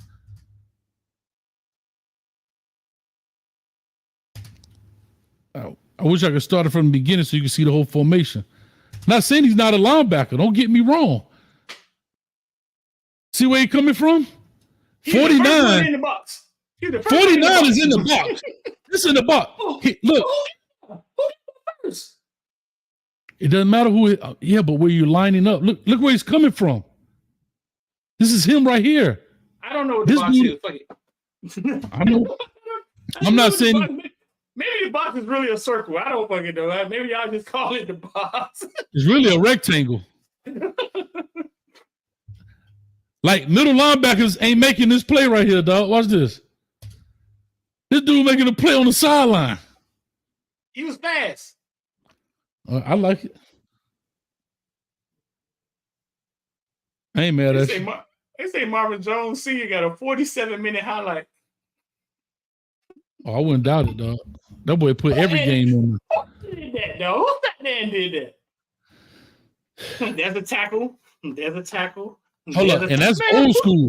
That ain't no huddle where you just click a button. You got to cut the tape up, put it. You had 2 VCRs. That's old school back there, boy. Somebody had too much time. Hey, Street, that's when you had that boy with the little knob on it like this. You rewind it with your finger like this, Street. Right. Muhammad for the 199. If U.S. starting a true freshman quarterback against us, I don't know. I haven't seen anything that says. I'm praying to baby Jesus they are. That's why I got a Gatorade commercial, I hope. I'm praying to baby Jesus. Game? Yep. That the coach used that as an excuse for him to lose again this year. Say we had to start a freshman quarterback. Yes, Lord. Amen. That's anyway, man. Ain't nobody else want to call, man. Y'all make me sad, man. But no, we good, bro. Muhammad, appreciate that, brother. He said, I don't know if they starting or not, man. I don't know. It might be Graham. I think Graham Mertz will start. Like, I just think he'll start. I don't think that unless he do something to jack it up. You know what I'm saying? I don't think it'll be any other way. I'm about to get out of here, dog. I'm shut it down. No, you ain't the only one. It's already 11 o'clock, but man. Well, I guess we ain't have no phone calls tonight, man. Y'all boy. Hey, Kyle Brand said Billy getting fired away. His new name is Flame Broiled Billy. Flame Broiled Billy. You see, Billy came out and said, I feel comfortable about my position in the Rashada committee. You better feel comfortable. I didn't read it yet. I saw the headline. You better feel comfortable. I saw the headline. Yeah, I had the phone line open, Muhammad, but I don't know. You know what I'm saying? Nobody was calling. Only what's his name called? Cool from the crib. So I'm gonna make the Flame Broiled Billy t-shirts, bro. Nah, hey, I already got him with his butt pulled out. You know how to do, but he's gonna have some Whopper lines on that shit. Flame Broiled Billy. Flame Broiled Billy. Well, I got the U-Haul shirts then. Don't hey. It's gonna have all this stuff in the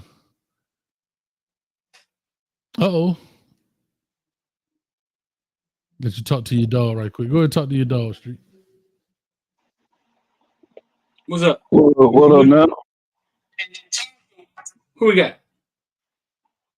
I'm on Earth. You on Earth? You live. Yeah, this Google man.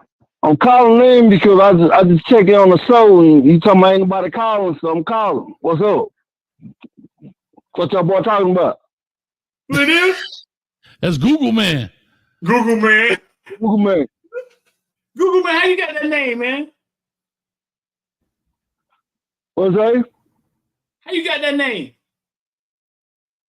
Well, one night I was on the show and I was talking about how good I can about my recollect like football like back in the 80s and 90s. Like I know put like this. I can tell you what school what's I went to what's the dude played for the Pistons back in the with Joe Dumars.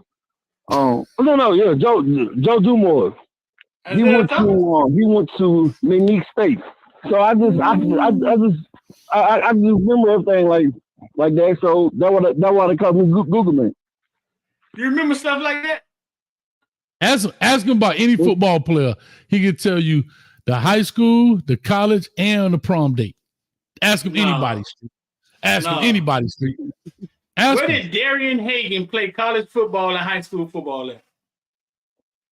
Darian Hagan played in Colorado, and he played in high school. He played in California. He probably played in Compton, California, somewhere in California somewhere. And who was his prom date? His prom date was Pamela Pamela Jones. She about 5'3", about 125. Let him finish. Let him finish. What? The deal. He did what? I said he didn't close the deal. Oh, he closed the deal that night? Yeah, he didn't. Yeah, exactly. Nah, can't nobody even Google it that fast, can they, Street? This Google man, dog, I'm telling you. He know everything, bro. Was he right? He went to Colorado, right? Yeah, he went to Colorado. Yeah. Playing quarterback. See? I told you, dog. Hey, I'm 42 years old, but I started watching college football about 1990, NFL football. I watch hockey, baseball, I watch all the sports. I'm telling you. Where did Mazio Royster play running back in college? And then where did he go to high school at? What? Say it again? Mazio Royster. This is one of my favorite guys that a lot of people really don't. He played quarterback at Penn State, and he went to the Washington Redskins, right? No. Where did he go? Mazio Royster. What school he went to? He went to USC, running back at USC. Okay, then I missed him. Well, it was a tailback that went to Penn State. His last name was Royster. He played. His name was Royster. He played in the mid 2000s, but I'm wrong on that one. Bro, listen, that was a tough one. Mazio Royster is one of them backs that showed up for like a year that I fell in love with, dog. And he showed up and he just went away. So if he was get that one, dog. Yeah. Ask him another. Ask him one more though. Ask him one more like that. You know what I'm saying? Straight up. Huh? One more. Ask him one more, dog. That's Google, man. I'm putting money on it. Hold up. I'm betting $5 in Bitcoin right now. Go ahead. One more. Wait up now. I gotta give him a good one now. One more. I mean, they'll be trying to find like Rudy, who get the guy that got one play, and he be like, "Oh, he don't know." Nah, I won't do him like that. Oh, damn! It was an Evan Royster play for Penn State. He was right. See, I'll tell you, I knew it. Well, I wrong. Of course, I don't know everybody. Well, put like this. Come on, Google man. Google man, you don't know that. Google man, damn man, you don't. Nah, man, you gotta play the part, you don't know everybody. Yeah, you gotta play the role. You gotta play the part, man. You gotta play the part, dog. It's like we gotta guess your weight. You know what I'm saying? Like we can't ever say, "Oh, I don't get it wrong." We know we got a hidden scale down there. Go ahead. Mike Pritchard, where did he play college football and high school football at? Mike Pritchard. Mm-hmm. That's the easy one, Google man. He played wide receiver. He real dark skinned. He was. I think he was number 35. He wasn't on 35 wide. I can't remember. I know he played at Colorado. This is crazy. Wait a minute. I told you. I think he was 35. I think he played for the Atlanta Falcons. Come up. Now I don't know what hockey. Probably went to California. But trust me, I know all the Colorado dudes from. I told you, dog. I told you. So let me tell you how close he was. So Mike Pritchard, let's see if he was from Cali. He's from Nevada. Mike Pritchard is the wide receiver for that Colorado team. He was number 9, right? But the motherfucker was number 35 for the Falcons, dog. You remember that? Was that? He was number 35 for the Falcons. He was number 35. Okay. Well, no, all right, bro. I'm trying to tell you, man. And another thing about him, that man real dark skin, bro. He was black as night. Pull up a picture. Am I right? Hold up, let's pull up a picture. What's his name?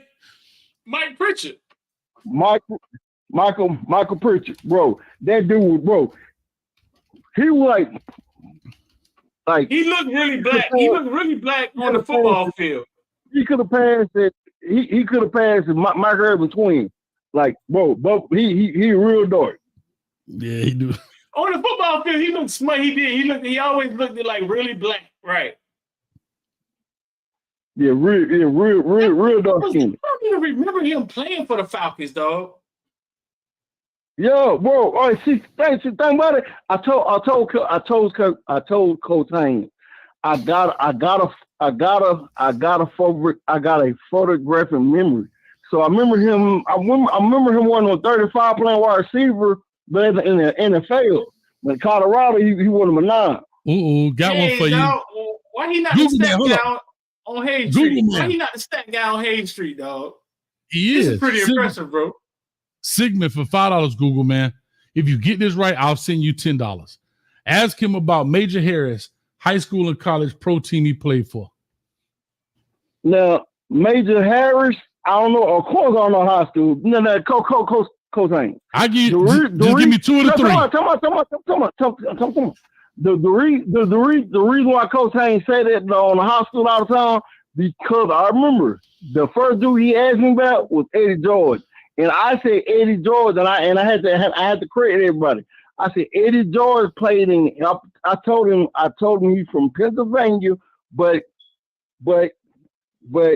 after high school, he went to I think he went to some kind of boarding schools, some shit like that, or in high school.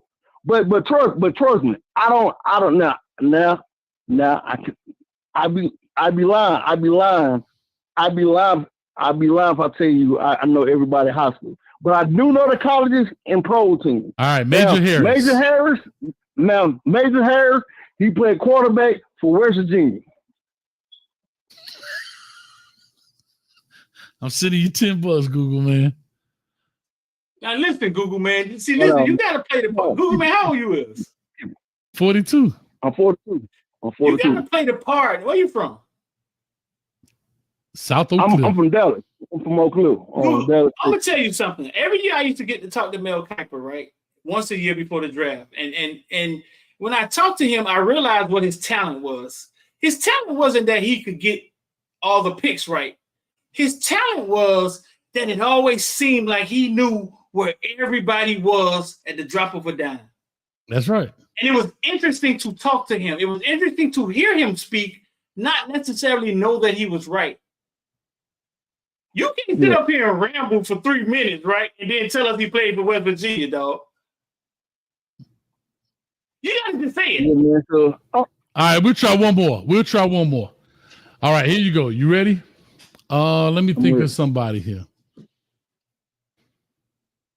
Louis Lips went to Iowa, I think. I could be wrong. All right, here we go. John Taylor went to Delaware State. I got one for you. You ready? What's up? Sean Key. Oh, shit. Oh, what? Sean Key. Hold on. Sean Key. Florida State. Number 18 safety. What pro team he played for? What's that? What pro team did he play for? What play team? You talking about NFL? NFL, yes. NFL team. Cowboys. Damn. He right. Number 18. Did Sean Key go to the league? Yeah, he went to the league and broke his leg in the preseason game. Yeah. That's crazy. Where Google man from? Natron Means. Dallas, North Carolina. Natron Means. Hold up. I'm trying to get Barry Bonds went to Arizona State. See, thing about it is this. I think I seen on the back of the card on the Barry Bonds card. I seen it one time and I just remember. All right. I gotta find, and I'm trying not to Google. I'm trying to think of people. So I don't want to go. I think I want to ask him a legitimate question. I want to ask him a legitimate person that I ain't trying to find the most rare person. Where did Dorsett Butterfield play college football at? Who you say? Dorsett Butterfield. Tyrone Butterfield. Tyrone Butterfield, yeah. Tyrone Butterfield. Tyrone Butterfield. I really don't know who that is, but I'm gonna say one dude. His last name was freaking dead better. I'm gonna tell you why that's hard. I'm gonna tell you why Tyrone Butterfield is hard because he just did 1 year. Remember, he spent the rest. He spent the rest at Tennessee State. That's why. Really? He only did 1 year at Michigan. Yeah. I thought he was there longer than that. maybe two at the most. Maybe two at the most. Somebody, hey, okay. Somebody asked me in the chat about Reggie Roby. That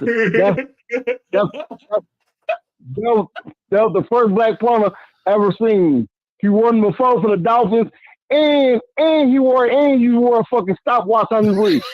Bro, I know this shit. Coach. I know. You talking shit. All right, one more. We got to get out of here. We'll be in the what you call it. We'll be in the locker room later. I'm trying to think who is.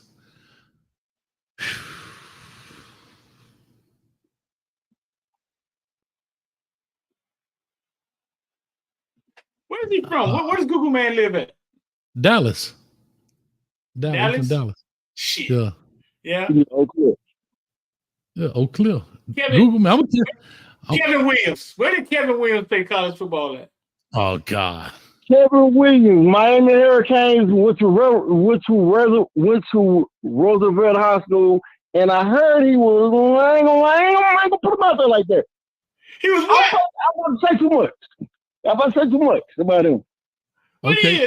He won number 85 with the Dallas Cowboys. What is that? Number 5 with the Hurricanes.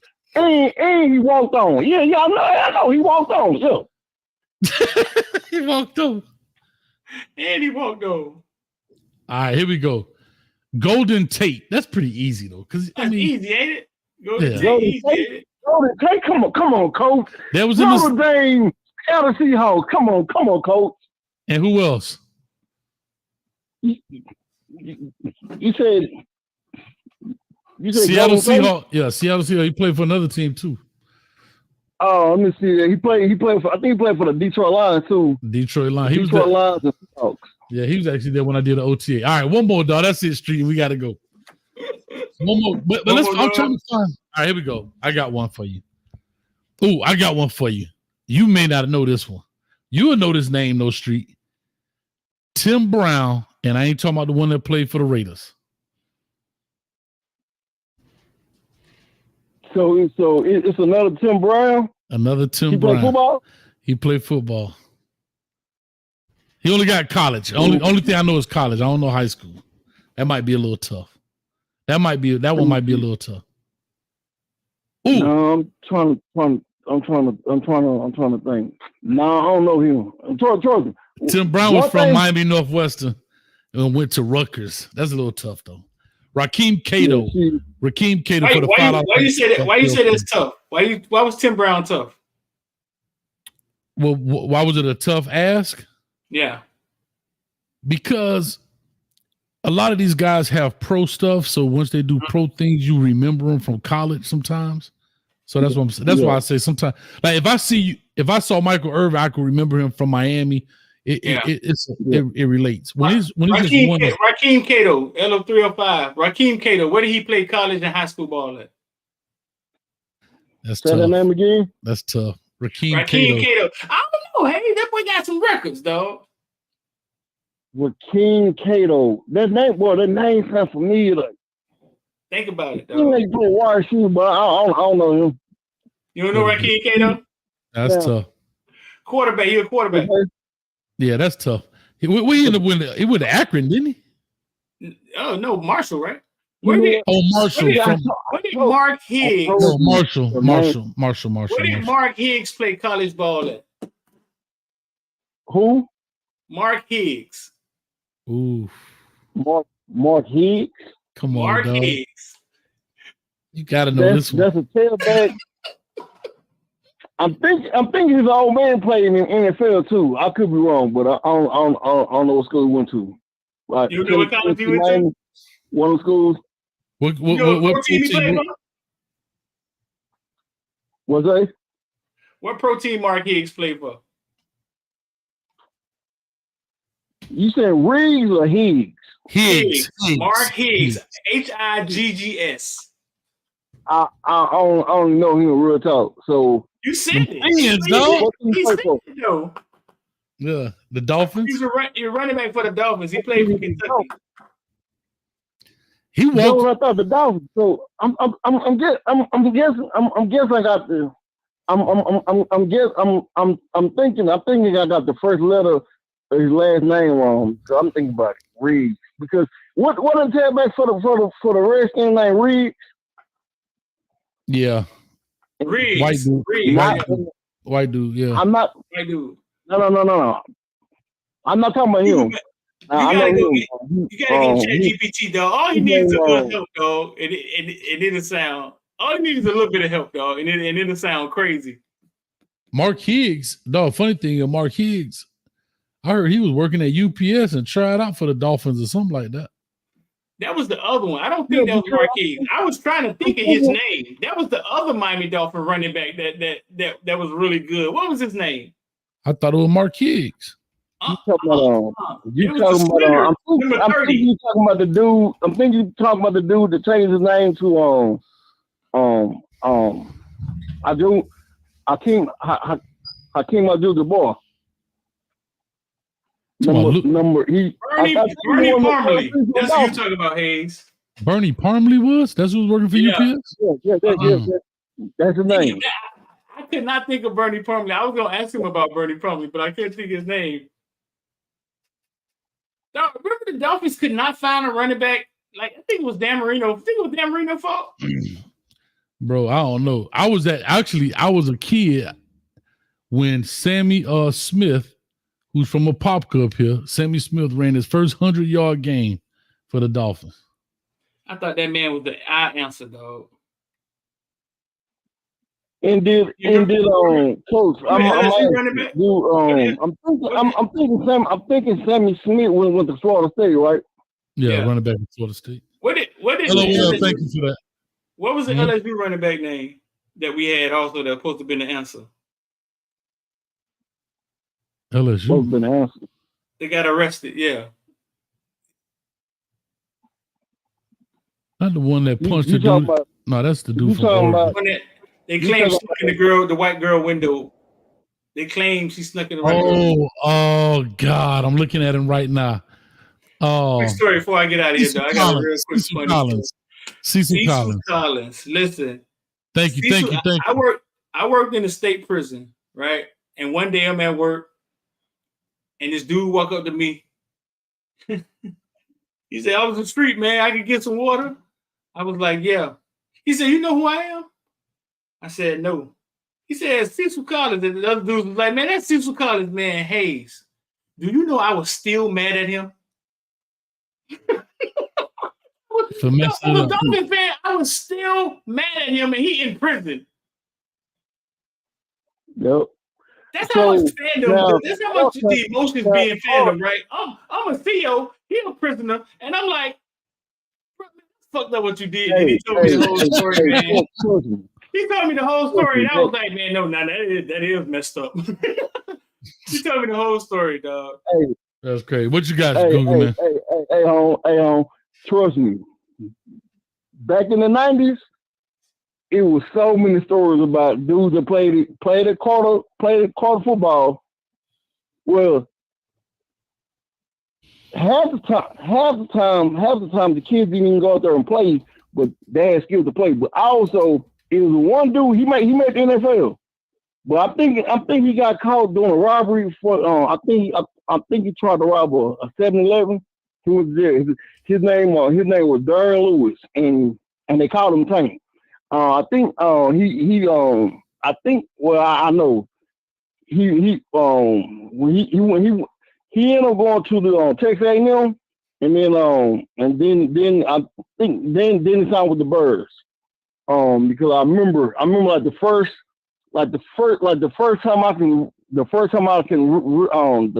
I really was watching football, like was like the second season watching Dallas Cowboys, and Dallas Cowboys played the Birds and in the playoffs, and they won that game, and then they lost to the Lions the next week on my 10th birthday.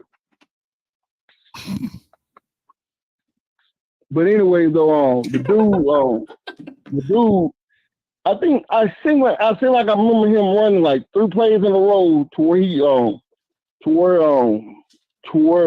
the dude, the dude had like a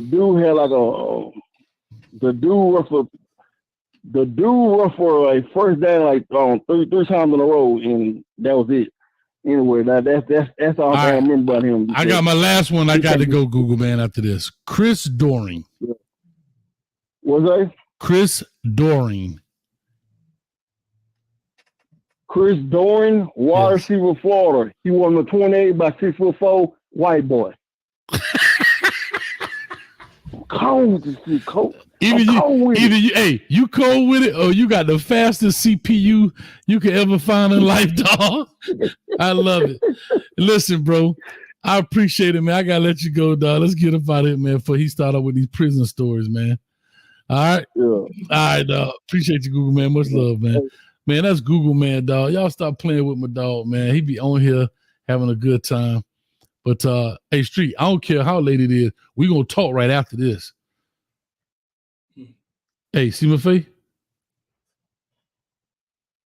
All right. Anyway, man, I appreciate y'all. We'll be in the y'all jump on in the locker room now. Coach will be there in a minute. I gotta talk to my dog Street. We gotta devise a plan.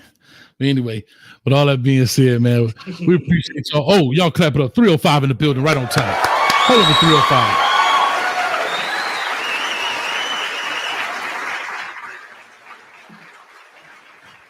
She said, I'm about to get ghost face. I'm about to get ghost coach. Anyway, with all that being said, man, I do appreciate y'all. Thank everybody, man, for the donos, man. It means a lot. It does help this channel grow, believe it or not. It is the summertime. Time's a little slow. We have fun on here, man. But just know this. The players are working behind the scenes to get better for the season to come. All right. And that's everywhere across the board, man. Much love to all them guys, man. Shout out to everybody.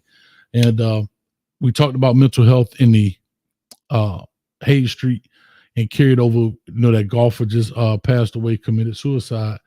And that's unfortunate. He had some mental health issues. He even acknowledged that.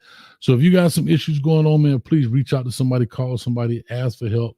Nothing to be ashamed of.